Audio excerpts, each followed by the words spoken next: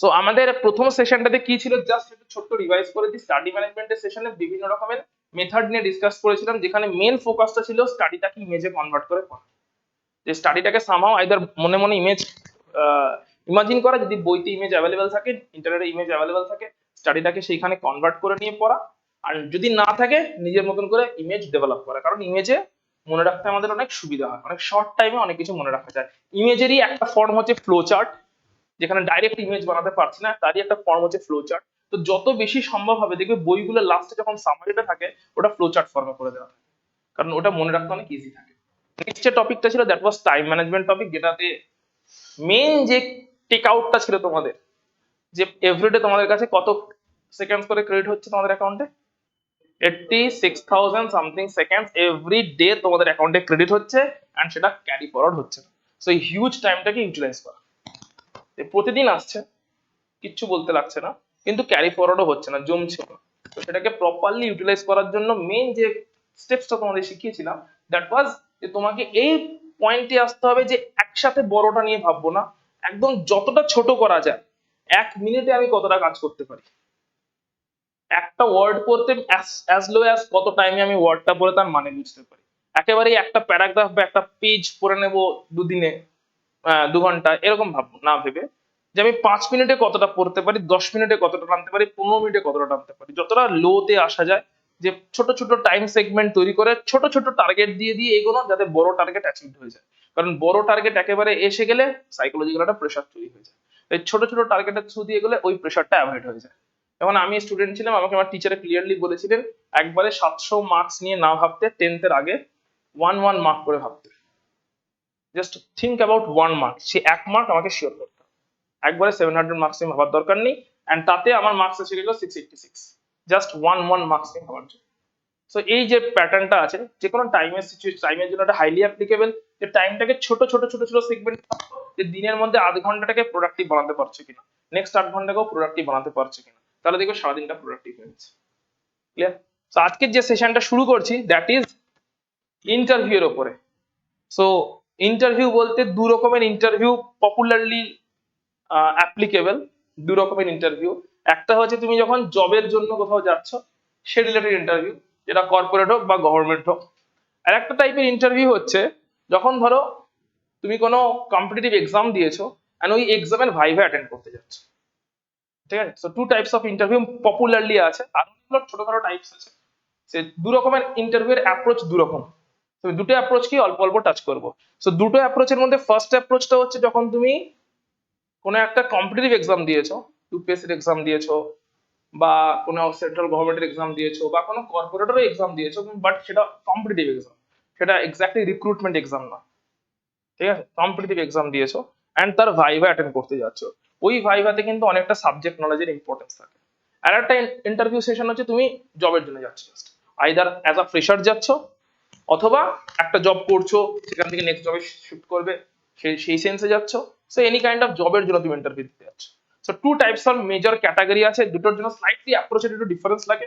So main গেমটা কেমন করে ইন্টারভিউ এর সঙ্গে খেলতে হয়, তার মেন প্রিন্সিপালটা হচ্ছে এইটা, তোমাকে ওইখানে বসে ইন্টারভিউয়ারের মাইন্ড রিড করার চেষ্টা করতে হবে, অ্যান্ড ইন্টারভিউয়ার যাতে তোমার অ্যাপ্রোচের বাইরে না বেরোয়।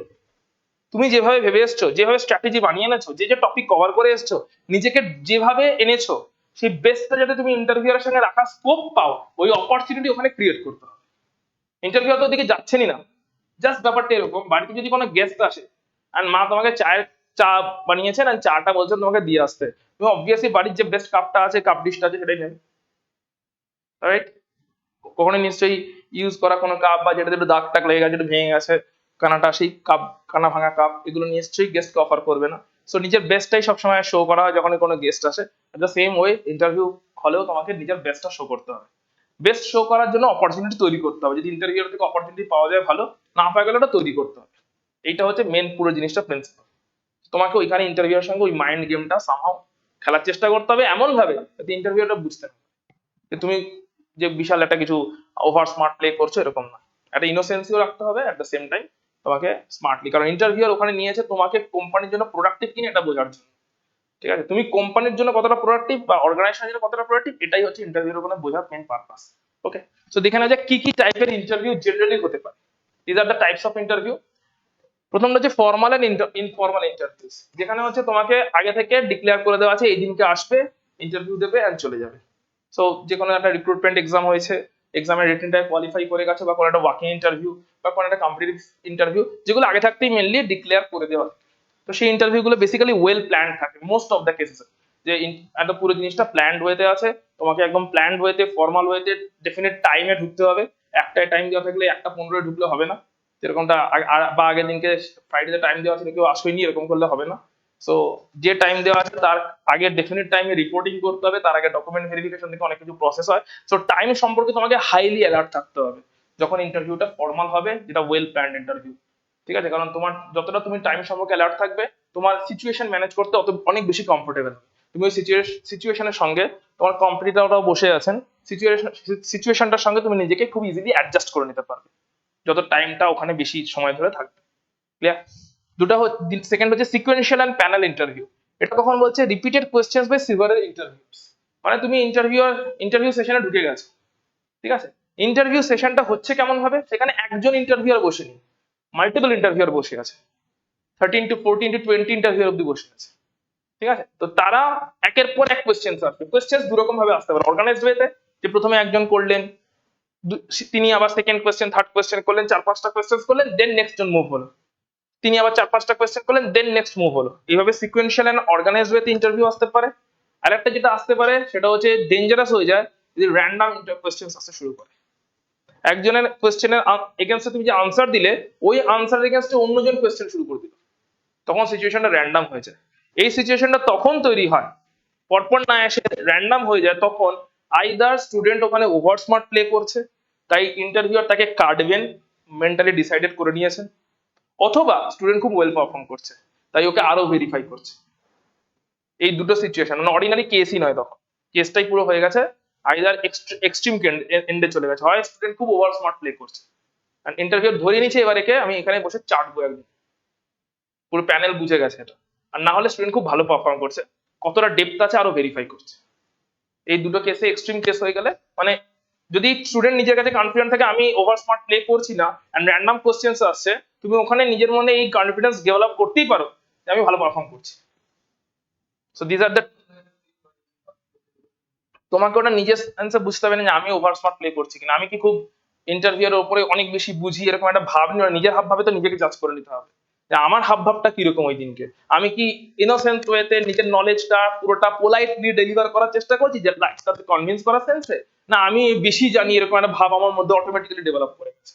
যদি তুমি নিজের কাছে ক্লিয়ার থাকো যে বেশি জানি ভাবে তো আমি বলছি না, আমি একদম জেনুইনলি কনভিন্স করার জন্য, অ্যাজ ইফ তারা যেন আমার পয়েন্টটা বুঝতে পারে, এই হাম্বলনেস নিয়ে বলছি, অ্যান্ড ইন্টারভিউয়ার র্যান্ডম কোশ্চেন্স টানছে, বুঝে যাবে কনফিডেন্স ইজ আ ট্রিক, যে ইন্টারভিউ হলের মধ্যে কনফিডেন্স যাতে গেইন হয়, বুঝে যাবে তুমি ভালো পারফর্ম করছো। তো ওটা তোমাকে সামান্য হলেও কনফিডেন্স গেইন করতে হেল্প করবে, যে আমি ভালো পারফর্ম করছি তাই আমাকে 4-5টা কোয়েশ্চেন্স করছে আমার ডেপথনেসটা জাজ করার জন্য। ঠিক আছে, ক্লিয়ার? নেক্সট বলছে মেনি পার্টিসিপেন্টস, গ্রুপ ইন্টারভিউ বা গ্রুপ ডিসকাশন, জিডি বলে, যেটা ইউজুয়ালি কর্পোরেটের একটা কমন স্টাইল, এটা কর্পোরেটদের জন্য মেনলি অ্যাপ্লিকেবল। কর্পোরেটের স্টাইলটাতে কি থাকে, প্রথমে একটা রিটেন টেস্ট থাকে, রিটেন টেস্টে যারা কোয়ালিফাই করে গেল, যারা যে প্যানেল ইন্টারভিউ নিতে এসছে সে মোটামুটি এটা ধরেই নেয় যে যারা রিটেন টেস্টে কোয়ালিফাই করেছে তারা মোটামুটি ইকুয়াল লেভেলের, কারণ একই কোয়েশ্চেন পেপার, কোয়ালিফাই করে গেছে। তো যারা কোয়ালিফাই করেনি তারা তো ঠিক আছে বেরিয়ে গেল, রিটেনটা কোয়ালিফাই করেছে মানে তাদের মোটামুটি মেরিট নলেজ সেম টাইপের, কারণ নলেজের উপরেই তারা রিটেন টেস্টটা নিয়েছিল আর সেটা তারা কোয়ালিফাই করে গেছে। সো কেউ বেশি পেয়েছে কেউ কম পেয়েছে ওটা তারপরে আর কোনো ম্যাটার করে না, যে তুমি রিটেন টেস্টে বেশি পেলে না কম পেলে, তখন তুমি ইকুয়াল হয়ে গেছো ওই সব কম্পিটিটরদের সঙ্গে যারা ইন্টারভিউতে অ্যাপিয়ার করছে। এই অবস্থাতে গ্রুপ ডিসকাশন একটা ইম্পর্টেন্ট, যে পার্সোনাল ইন্টারভিউতে যাওয়ার আগে 1:1 আসার আগে ওরা ফার্দার তোমার কমিউনিকেশন স্কিল, তোমার নেগোসিয়েশন পাওয়ার, তোমার কোনো একটা টপিকের উপর ডেপথ কনফিডেন্স, এটা গ্রুপ ডিসকাশন থ্রু দিয়ে জাজ করে।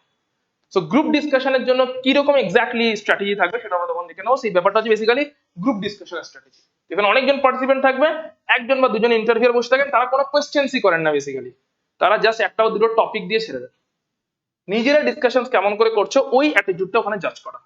ওখানে কিন্তু তোমার সাথে 1:1 বা তোমার সাথে অত তুমি ভুল বললেও কেউ ওখানে বলতে আসবে না আরেকবার চিন্তা করে বলো তো, জাস্ট অবজার্ভ করবে, তোমাকে একটা টপিক দিয়ে দেবে, অবজার্ভ করবে, ওইখানে তোমাকে নিজের বেস্টটা কেমন করে দিতে হবে সেটা হচ্ছে গ্রুপ ডিসকাশনের পার্ট।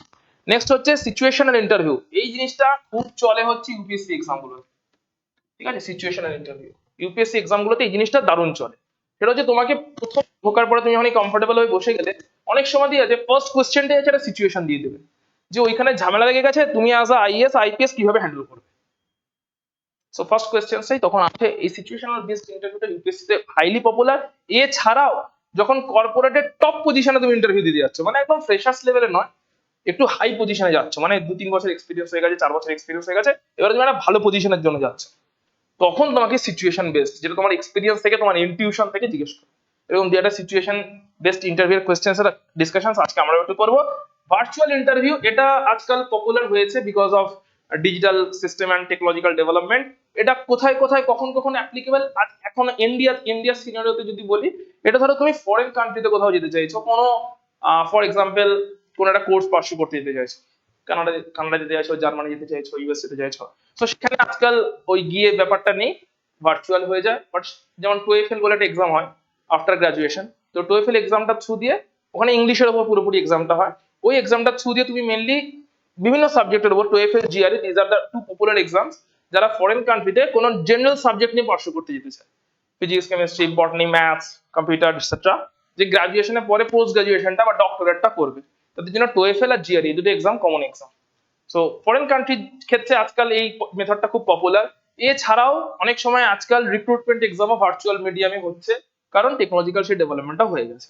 তবে এইটার জন্য আলাদা করে খুব বেশি এক্সট্রা প্রিপারেশনের ব্যাপার নেই, জাস্ট ক্যামেরার সামনে নিজেকে একটু প্রেজেন্টেবল রাখা আর বাকি সমস্ত ব্যাপারটা ফলো আপ করা, এটুকুই যথেষ্ট। এমন নয় যে আলাদা করে এক্সট্রা কিছু আমাকে করতে হবে। ক্যামেরা, ওয়াইফাই, নেটওয়ার্ক যে সিস্টেমটা থাকবে, ওই নিজের নেটওয়ার্ক সিস্টেম যেন খুব ভালো থাকে ওটা দেখে নাও, যে আমার ওয়াইফাই থেকে শুরু করে কানেক্টিভিটি যেন ঠিকঠাক আছে। বাকি আলাদা করে কোনো প্রিপারেশনের ব্যাপার নেই, নিজের কনফিডেন্স নিয়ে অন্য ইন্টারভিউ গুলো যেভাবে অ্যাপিয়ার করবে এই জিনিসটা সেম হবে। ক্লিয়ার? সো আমরা এবার একটা একটা করে টপিক নিয়ে দেখবো। আচ্ছা, তার আগে চলে আসে টপ ইন্টারভিউ স্কিল, কি কি লাগবে তোমার, এক্স্যাক্টলি কি কি লাগবে নিজের ব্রেনের মধ্যে ঢোকাতে, কোন কোন পয়েন্টগুলোতে নিজের উপর ওয়ার্কআউট করতে হবে, যেটা থাকবে সেটা ভালো, যেটা নেই সেটা নিয়ে এখন থেকে ওয়ার্কআউট করা শুরু করে দিতে হবে। যদি যেটা আছে খুব ভালো, নেই তো ওয়ার্কআউট শুরু করে দিতে হবে সেই পয়েন্টটাতে, যাতে ইন্টারভিউ হলে যখন তুমি ঢুকছো এইটা মাথায় নিয়ে ঢুকতে হবে যে আমার সঙ্গে যারা কম্পিটিটর আছে মোটামুটি আমাদের নলেজ ইকুয়াল, ঠিক আছে? তাই নলেজের বেসিসে তো জাজ করবে না ইন্টারভিউ, শুধু নলেজের বেসিসে। নলেজ ডেফিনেটলি একটু জাজ করবে, আমার যে টপিক, যে সাবজেক্টের ইন্টারভিউ দিতে যাচ্ছি বা যে কোম্পানিতে যাচ্ছি তাদের কাজের প্যাটার্ন, সেই রিলেটেড নলেজ তো ডেফিনেটলি একটু জাজ করবে, কিন্তু শুধু নলেজ জাজ করবে না, কারণ যারা আছে সবার নলেজ সেম ওখানে, তো আদার জিনিসটাই বেশি ম্যাটার করবে, আদার দেন নলেজ ফ্যাক্টরটা। সো কি কি স্কিল লাগবে একবার দেখে নেওয়া যাক। যেটা মাস্টার স্কিল, কমিউনিকেশন, তোমাকে কমিউনিকেট করতে হবে। হ্যাঁ স্যার, না স্যার, তোমার ওই কমিউনিকেশনে একদম টু দি পয়েন্টে ফার্স্ট লাইনে আসতে হবে, টু দি পয়েন্ট আনসারে ফার্স্ট লাইনেই আসতে হবে। স্যার এটা আমি একটু ভেবে দেখছি, যেই বললে আউট হয়ে গেল ইন্টারভিউর মাইন্ড থেকে।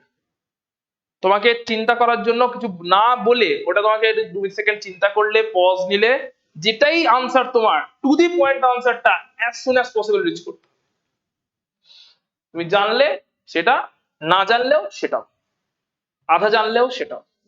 তো ওখানে ওই যে চিন্তা করার আমরা একটু টাইম নিই, একটু ভেবে দেখছি বলে একটা কমিউনিকেট করার চেষ্টা করি, একটু ফেভার পাওয়ার চেষ্টা করি, একটু সিম্প্যাথি পাওয়ার চেষ্টা করি, স্যার একটু ভাবছি, স্যার এটা মনে ছিল বাট পেটে আসছে মুখে আসছে না, এরকম একটা অ্যাপ্রোচ রাখার চেষ্টা করি। টু দি পয়েন্ট, স্যার জানি না, বা স্যার জানি এটা এরকম হবে মনে হচ্ছে। সো ডাইরেক্ট আনসারে ফার্স্ট লাইনেই আসতে হবে, that is the main purpose communication. আজে বাজে মুভিং অ্যারাউন্ড দ্য বুশ চলবে না। নেক্সট হচ্ছে নিজেকে মোটিভেটেড থাকতেই হবে অবভিয়াসলি, যে আমি ক্র্যাক করবো, এই মোটিভেশনটা ছাড়া কিছুই পসিবল নয়। তোমার মধ্যে একটা লিডারশিপ কোয়ালিটিও থাকতে হবে, যে লিডারশিপ কোয়ালিটি মানে, হ্যাঁ আমাকে যদি আমি ধরলাম একদম ফ্রেশার্স লেভেলেও যদি ঢুকি, স্টিল আমার সঙ্গে আরো 5 জন টিম মেম্বার তো থাকবে। আমি ধরলাম আমার উপর আমি কারোর বস নই, আমি কোনো সুপারভাইজার নই, আমি একদম জুনিয়র লেভেলে জয়েন করলাম, স্টিল আমার তো টিম মেম্বার কিছু থাকবে, ওদের মধ্যে যেন নিজেকে একটা লিডারশিপ কোয়ালিটি আমি আনতে পারি। সো লিডারশিপ মানে আমি যেরকম নিজেও কাজ করব, আমি অ্যাট দ্য সেম টাইম গাইডও করার চেষ্টা করব অন্যান্য টিমমেটদের। আসছি সেগুলো একটা করে, যারা এগুলো যা স্কিল গুলো নেই, প্রত্যেকটা স্কিল নিয়ে ডিটেলে আসবো। একটা লিডারশিপ কোয়ালিটি নিজের মধ্যে যেন থাকে, না থাকলে ডেভেলপ করতে হবে। রেসপন্সিবিলিটি নিতেই হবে অবভিয়াসলি। হ্যাঁ, কোনো একটা কাজ ইউজুয়ালি যেটা হয়ে থাকে, যখনই কোনো একটা সিচুয়েশন, এগুলো ইন্টারভিউ জাজ করে নেবেন, কেমন কেমন সিচুয়েশনে জাজ করবে সেগুলো এক্সাম্পল দেবো।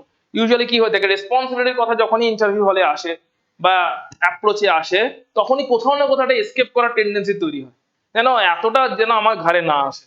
অ্যান্ড এরকম একটা বাংলা কথা খুব প্রচলিত আছে যে যে কাজ করে সব কাজ তাকে দিয়েই যায়, তার কাছেই যায়, যে ফাঁকিবাজ তার কাছে কোনো কাজ যায় না, যে কাজ করে সব কাজ তাকেই যায়। অ্যান্ড এটাতে একটা নেগেটিভ ইমোশনের সঙ্গে এই কথাটা বলা হয়।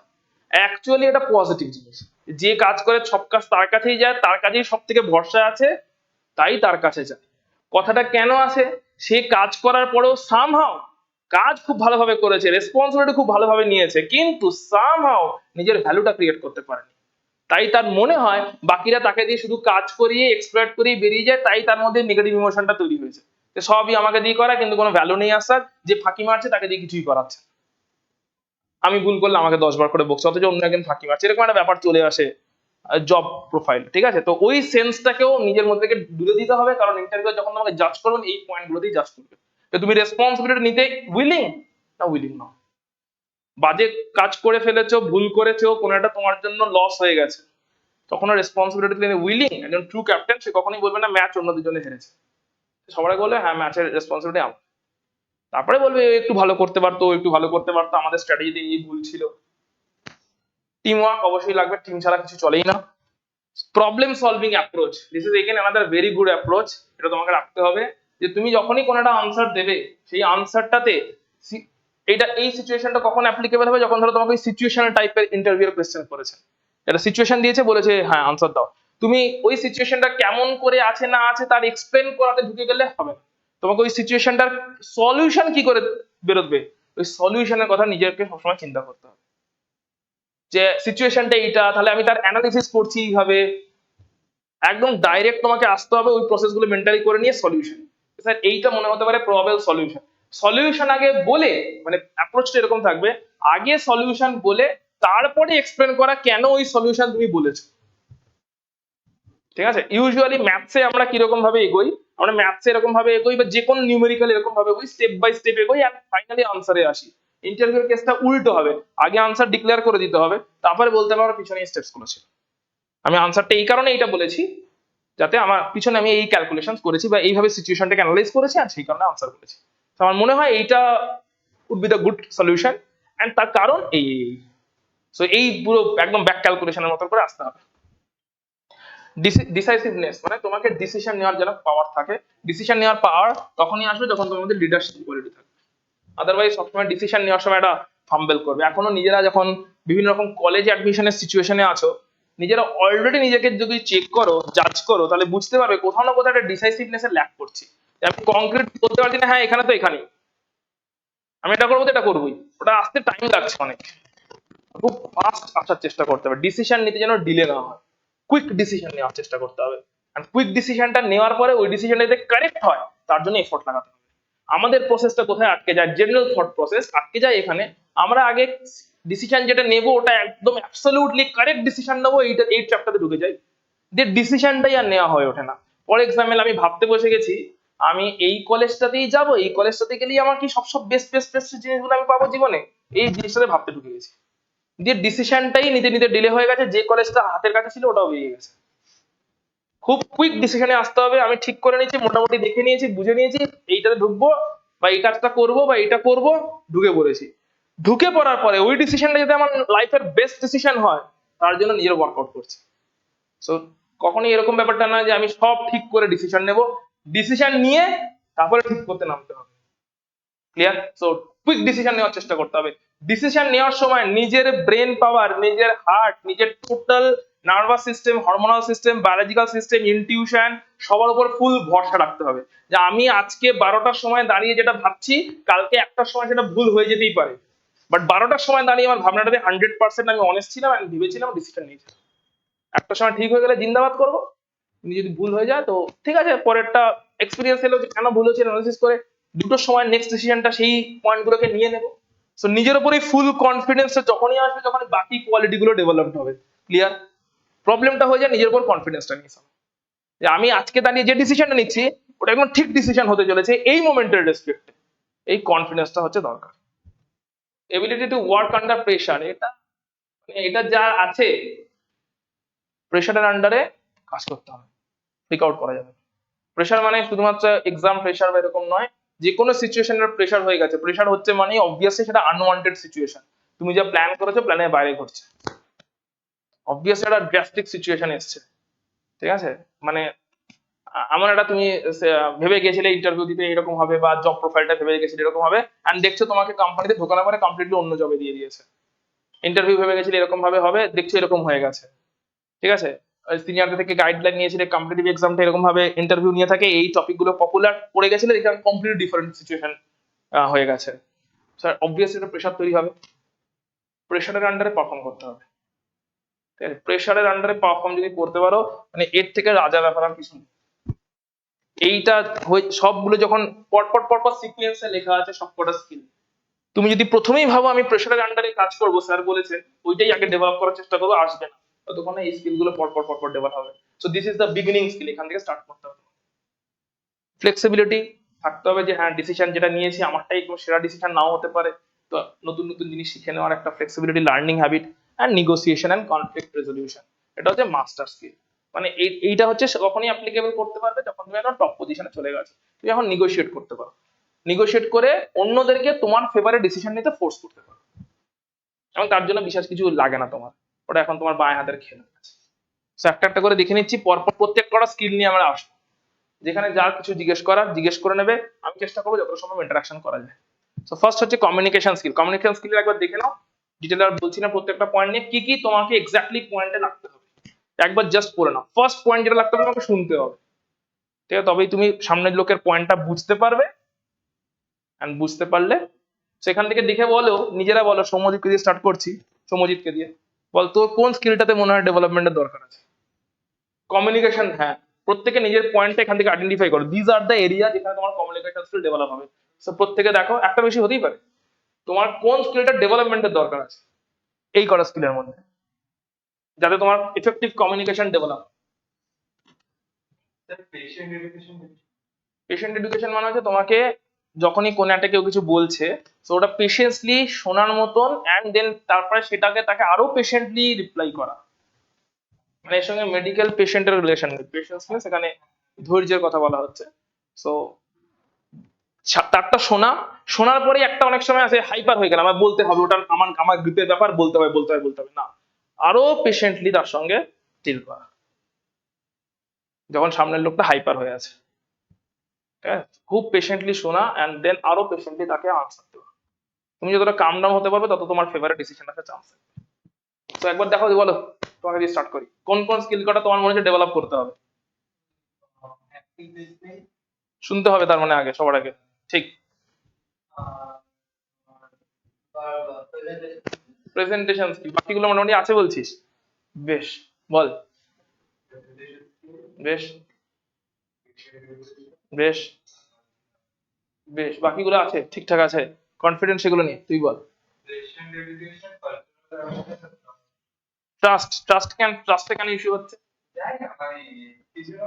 ট্রাস্টের ব্যাপারটা হচ্ছে কমিউনিকেশনের সময় যেন তোর উপর ট্রাস্ট করতে পারে যে বলছে সে, এইটাই হচ্ছে ট্রাস্টের। অবভিয়াসলি মিউচুয়াল ট্রাস্ট থাকতে হয় না, তবেই গিয়ে ডিল করতে। তো যখনই কোনো কোথাও কোনো একটা কিছু কাউকে তুই বোঝাবি, তখন এটাও তোকে ধরে নিতে হবে সে সবটা বোঝে, আর আমাকে স্টিল তাকে বোঝাতে হচ্ছে, এমন না যে সে গরু গাধা আর আমাকে বোঝাতে হবে আর আমি যা বোঝাবো তাই। তো ওইটাও একটা ব্যাপার, যে তোকে এটা কনফিডেন্ট থাকতে হবে যে সেও অনেকটাই কিছু জানে, আর এট দ্য সেম টাইম তোকেও এমন ভাবে বলতে হবে যাতে সে যা জানে না সেটা যেন তোর থেকে শিখতে পারছে, সেইখানে একটা মিউচুয়াল ট্রাস্টের ব্যাপার থাকছে। বাকি স্কিল গুলো মোটামুটি আছে বলছিস, ভার্বাল কমিউনিকেশন স্কিল ঠিকঠাক আছে, বেশ, দেখা যাবে কেমন আছে, বলো। Body language, gesture, standing pose, interview হলে গিয়ে এরকম করে দাঁড়িয়ে আছো, সানগ্লাস তো পরে ছেড়ে দাও, শুধু এরকম করে দাঁড়াও না, গিয়ে ইন্টারভিউ হলে ঢুকেছি, ঢুকে স্যার তো তখন এরকম করে তাকিয়ে আকাশ দেখছো,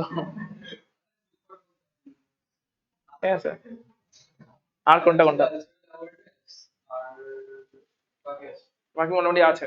তো যে জায়গাগুলো আছে কমিউনিকেশন করার জন্য যেটা মনে হচ্ছে, সেই জায়গাগুলোকে অনেক শার্প করতে হবে, কারণ যতটা আছে, যখনই তোমাকে যদি একটা টপিক দিই, ফর এক্সাম্পল, এবার পেন্সিল আছে একটা, একটা পেন নাও, এই পেনটা আমাকে 20,000 টাকায় বিক্রি করে দাও,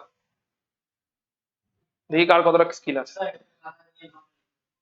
তুমি আমাকে পেনটাকে 20,000 টাকা বিক্রি করো। আচ্ছা তুমি জিজ্ঞেস করবে তুমি আমি কেন জিজ্ঞেস করবো? তুমি এসছো আমাকে বিক্রি করো।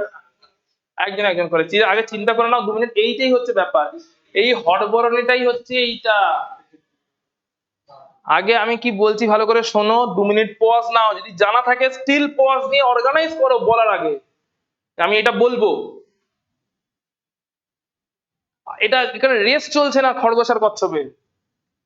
আর খরগোশ আর কচ্ছপের রেসে যদি পুরো স্টোরিটা জানো, 4টে স্টোরি আছে জানো কি?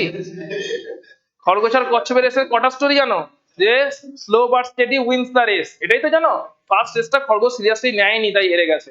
সেকেন্ড রেসে খরগোশ সিরিয়াসলি নিয়েছিল, কচ্ছপকে অনেক পিছনে রেখে জিতে যায়। 4টে স্টোরি আছে পুরোটাতে। বলবো টিম ওয়ার্ক যখন আসবে তখন বলবো, সবটাই বলবো। তো আগে বলো যে আগে চিন্তা করো। আর যখনই একটা আমি টাস্ক দিলাম, this is a task right, not Rudy's task, রুডিসের মতন কোনো টাস্ক নয়, জাস্ট একটা টাস্ক দিছো রাইট।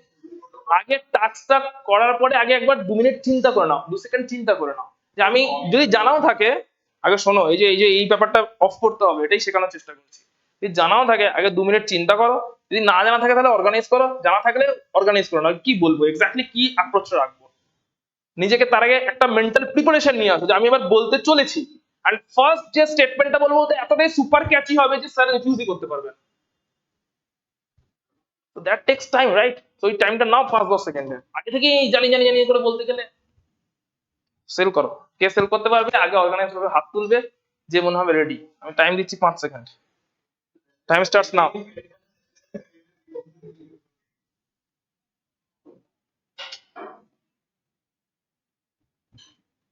বলো কি করতে পারবে, বলো ট্রাই করো। আপনার কি একটা মানে পেন বা নো প্লিজ বিসিএস। হ্যাঁ বলো বলো বলো বলো বলো, হ্যাঁ ট্রাই করো। হ্যাঁ তুই বল বল বল বল। আপনার কি কোনো একটা পেন দরকার যেটা মানে এফেক্টিভ স্মুথ বল প্লাস যেটা জল পড়লেও মানে মুছে যাবে না, ওরকম কি আপনার দরকার? আছে আমার কাছে, যদি আছে আমার কাছে সেই পেন। আমার কাছে মাল্টিপল পেন্স আছে, আমার কাছে এরকম মাল্টিপল পেন্স আছে, আর একটা এরকম পেনের দরকার নেই আমার। আমাকে সেটা আমি চেষ্টা কর, ওটাই তো কমিউনিকেশন স্কিল। এই যে মেন্টাল লেভেলটা, শোন শোন, এই যে মেন্টাল অ্যাটিটিউডটাই। সেকেন্ড কোশ্চেন জিজ্ঞেস করছি তাহলে বল, যে কার কার মনে হয় উইদিন নেক্সট 2 ইয়ার্স 1 কোটি টাকার ব্যালেন্স হবে ব্যাংক ব্যালেন্সে? কি করে হবে? কেমন করে বিলিভ করছিস? ওই বিলিভ সিস্টেমটা এখানে নেই কেন? এই যে এখানে পেনে সিম্পল আর ওখানে হয়ে যাবে, ওখানে কেন হয়ে যাবে বলবো বলছি, বলবো বলে দেবো কেন হয়ে যাবে বলছি। কারণ ওখানে তোর কোনো কিছু কংক্রিট এখনো প্রোডাক্টই নেই, তাই মনে হচ্ছে একটা ইমাজিনারি প্রোডাক্ট হয়ে যাবে এন্ড হয়ে যাবে। কালকে তোকে একটা কংক্রিট প্রোডাক্ট দিয়ে দেবো আর তুই দেখবি 1 লাখ টাকা আসতেই ফেটে যাচ্ছে। ইমাজিনারি যেহেতু একটা প্রোডাক্ট আছে, সামনে রিয়েল প্রোডাক্ট দিয়ে দিচ্ছিস, যদি সেল করতে পারবে তো বলো, যা ইচ্ছা বলো, আমাকে কনভিন্স করো যে ওটা হ্যাঁ ওটার অ্যাকচুয়াল ভ্যালু হচ্ছে। আগে চিন্তাটাতে আনো যে 20,000 টাকাতে স্যার সেল করতে বলছেন, মানে ডেফিনেটলি আমাকে, আমি 5 টাকার পেনকে 20,000 টাকায় সেল করতে বলিনি, এটা বুঝতে হবে। অবভিয়াসলি পেনের ওয়ার্ড নিশ্চয়ই 20,000, পেনের নিব হয়তো গোল্ডের নিব, বলে দাও না একটা পয়েন্ট নিয়ে আসো, পেনের নিবটা গোল্ডের নিব। আরে তুমি বলো না, ওই পেনটাই তুমি বলো, চেষ্টা করে দেখো। হ্যাঁ তাহলে তুমি বললো যে স্যার এটা পেনের নিবটা গোল্ডেন নিব, আপনার জন্য কাস্টমাইজ জন্য আমি প্ল্যাটিনামের নিব বানিয়ে দিতে পারি। কেন বলবো এটা?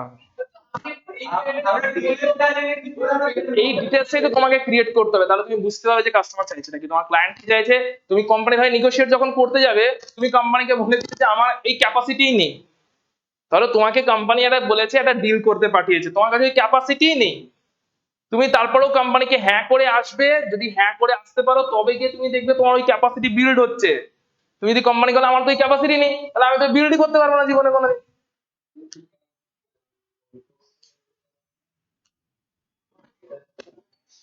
তুমি আগে থেকে ডিক্লেয়ার করে আছো আমার তো ওই ক্যাপাসিটি নেই, আমার ইনফ্রাস্ট্রাকচার নেই, আমার ওটা কিছু নেই, আমার কিছুই নেই। আমি কিসের বেসিস তোমার মনে হচ্ছে, কি মনে হচ্ছে বলো, তুমি এথিক্যালি আটকে যাচ্ছে, মনে হচ্ছে তুমি ফেক প্রমিস করছো রাইট। তুমি আগে কোম্পানিকে প্রমিস করো, দেখবে পিছনে প্রেসার তৈরি হবে, তুমি দেখবে ওই ক্যাপাসিটি তুমি ডেভেলপ করবে। তুমি বলো সেইভাবে বলে তাহলে স্কিম বানাও যে এক্স্যাক্টলি এই জিনিসটাকে কেমন করে আমাকে বেচবে। তুমি এর উপরে মডিফিকেশন লাগাও। আমি কি কখন কখন এটা বলেছি এক্স্যাক্টলি এই পেনটাই আমাকে বেচতে হবে, তাহলে আমাকে এই পেনটা বেচে দাও। তুমি বলে এই পেনটা স্যার দাম আমার, তুমি তোমার মতন করে বলো পিচ কর 10 টাকা দাম আমার, বাট এইটাতে আমি এই মডিফিকেশন দিয়ে আপনাকে 20,000 টাকা বিক্রি করবো, এইটা কেউ দিচ্ছে না। তো ওটাই তো ইম্প্রোভাইজেশন। যা সবাই করছে সেটা তুমিও করলে, তুমিও তো এই সবার দলে পড়ে গেলে। যা সবাই করছে না সেটা তোমাকে করতে হবে না।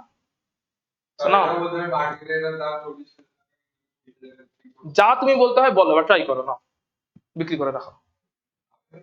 তুমি হাত তুলেছে লাগে না, তুমি ট্রাই করো, তাহলে তুমি তখন উত্তেজিত হয়ে ট্রাই করেছিলে, বলো ট্রাই করে দেখো। একটা কাগজ নিয়ে নামটা লিখে দাও। কাগজ নিয়ে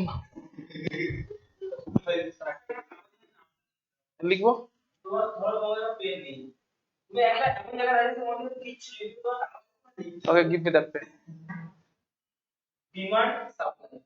ওকে, ভেরি গুড। সো এটা গুড অ্যাপ্রোচ, যে আমার কাছে নেই পেন, ও ডিমান্ড ক্রিয়েট করলো, আর আমাকে ওর থেকে এখন পারচেস করতেই হবে, রাইট?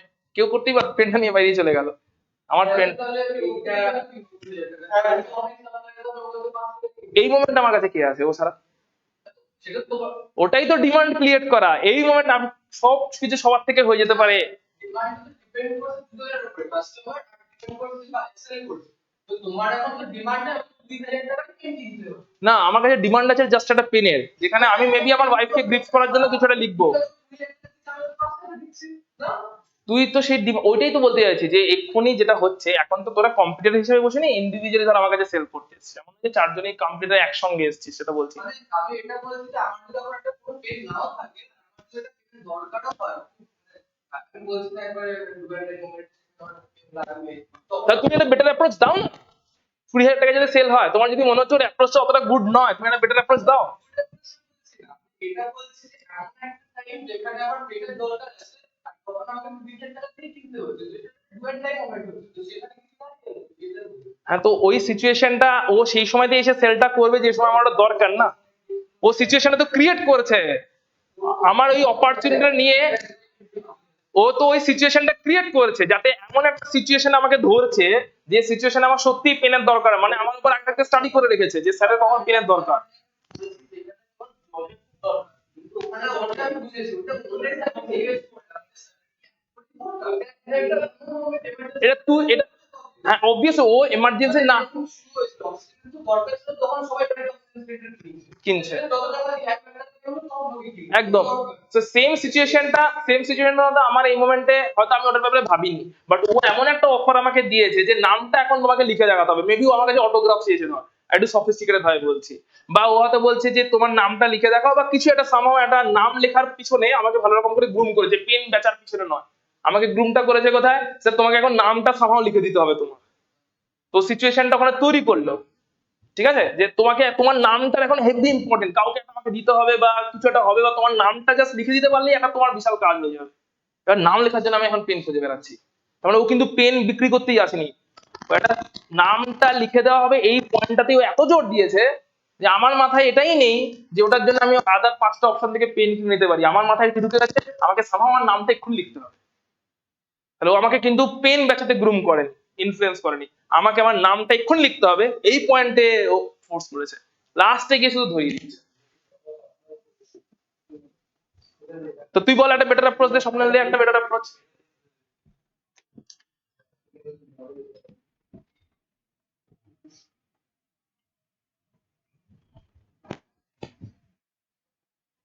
বল তুইও ভাব, যদি লাগে আর একটা পেন দিচ্ছে তো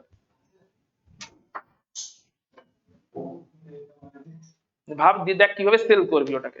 কারণ আলটিমেটলি একটা জিনিস কেন এই অ্যাপ্রোচটা দিলাম, শুধু কমিউনিকেশন স্কিলের রেসপেক্টে নয়, তুমি যদি চাকরি করো, তুমি যদি ফ্রিল্যান্সিং করো, তুমি যদি বিজনেস করো, 3 রকমের ব্যাপার করতে পারো। কালকে ক্লাসটাতে ওই সেশনটাতে আরো বলবো কত রকমের ওয়ে অফ ইনকাম হতে পারে। তুমি যেটাই করো না কেন, আলটিমেটলি কোথাও না কোথাও বিজনেসে ইনভলভ।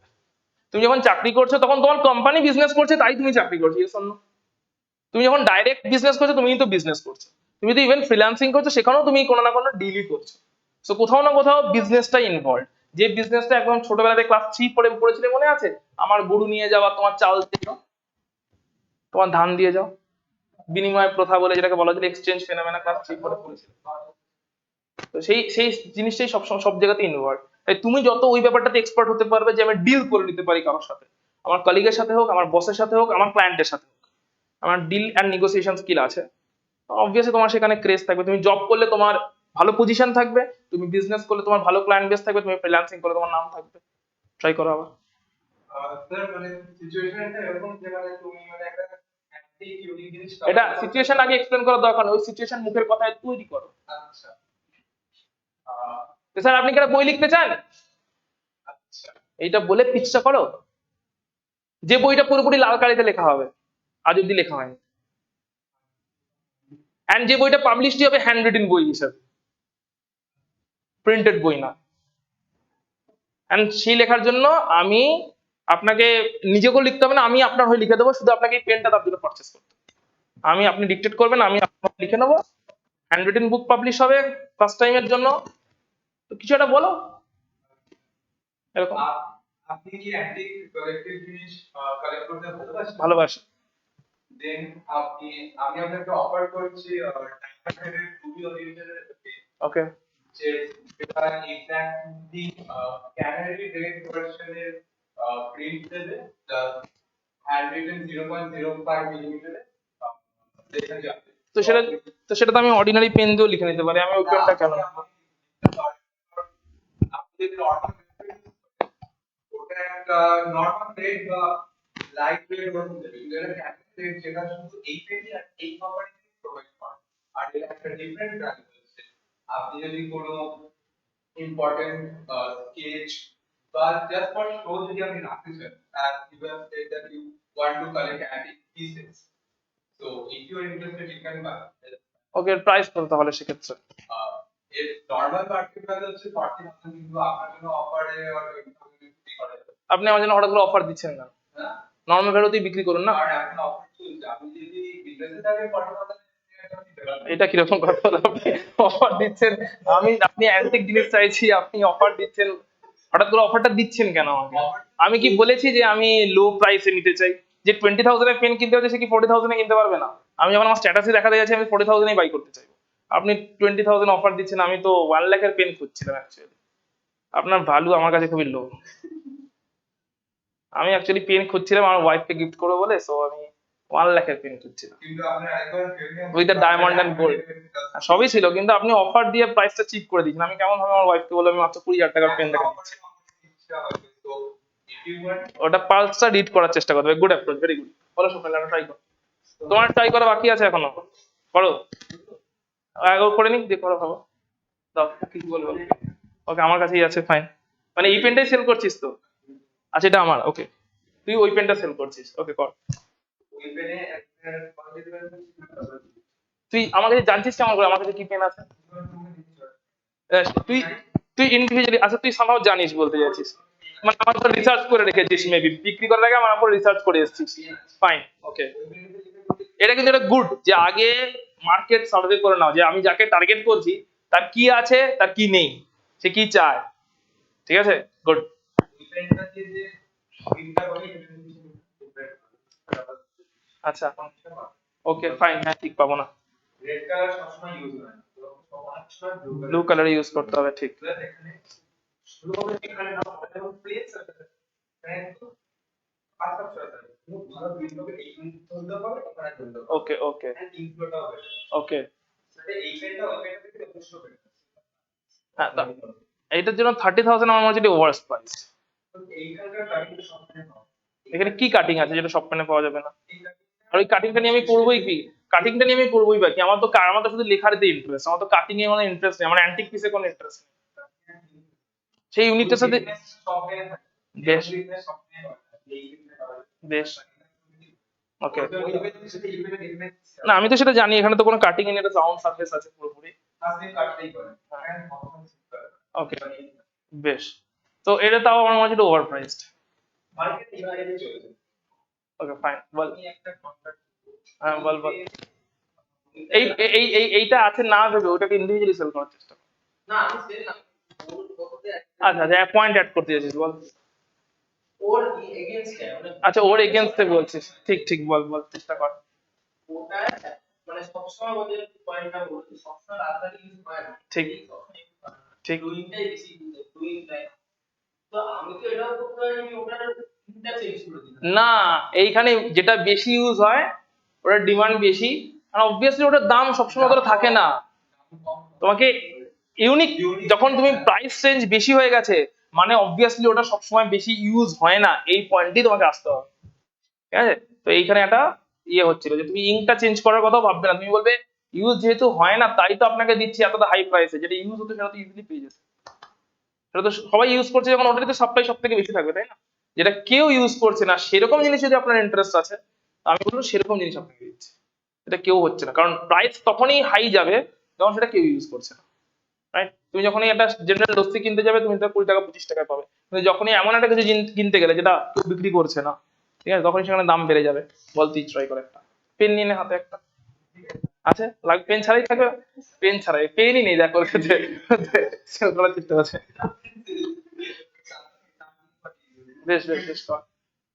তো তোমার কোনো বন্ধু আছে যার কাছে কোনো পোয়েট বা কোনো রিনাউন্ড পোয়েট যেরকম অ্যালিস ওয়েসেল? আমার একজন বন্ধু আছে যে অ্যাকচুয়ালি কবিতা লেখে। তো ঠিক আছে, আমি সেটা বলছি না, বাট কোনো একটা গ্রেট রিনাউন্ড পোয়েটের কি লাইক কোনো পেন আছে তো? আছে, ও অ্যাকচুয়ালি কালেক্ট করে। আচ্ছা, সেটাই বলছি, তো সেটা ওর কাছে আছে। ঠিক আছে, তো সেটা তোমার কাছে কি রাখতে পছন্দ করবে? অবভিয়াসলি আমি পছন্দ করবো, তো সেটা কারণ আমি আমার দেবো, তো সেটা আমি দেবো, বাট ওটা কোনো একটা পোয়েট, অবভিয়াসলি একটা পোয়েট যে লিখতে গেছে, তো সেই পেনটা আমার তুমি যদি ইউজ করতে চাও তো ভালো করে চলবে।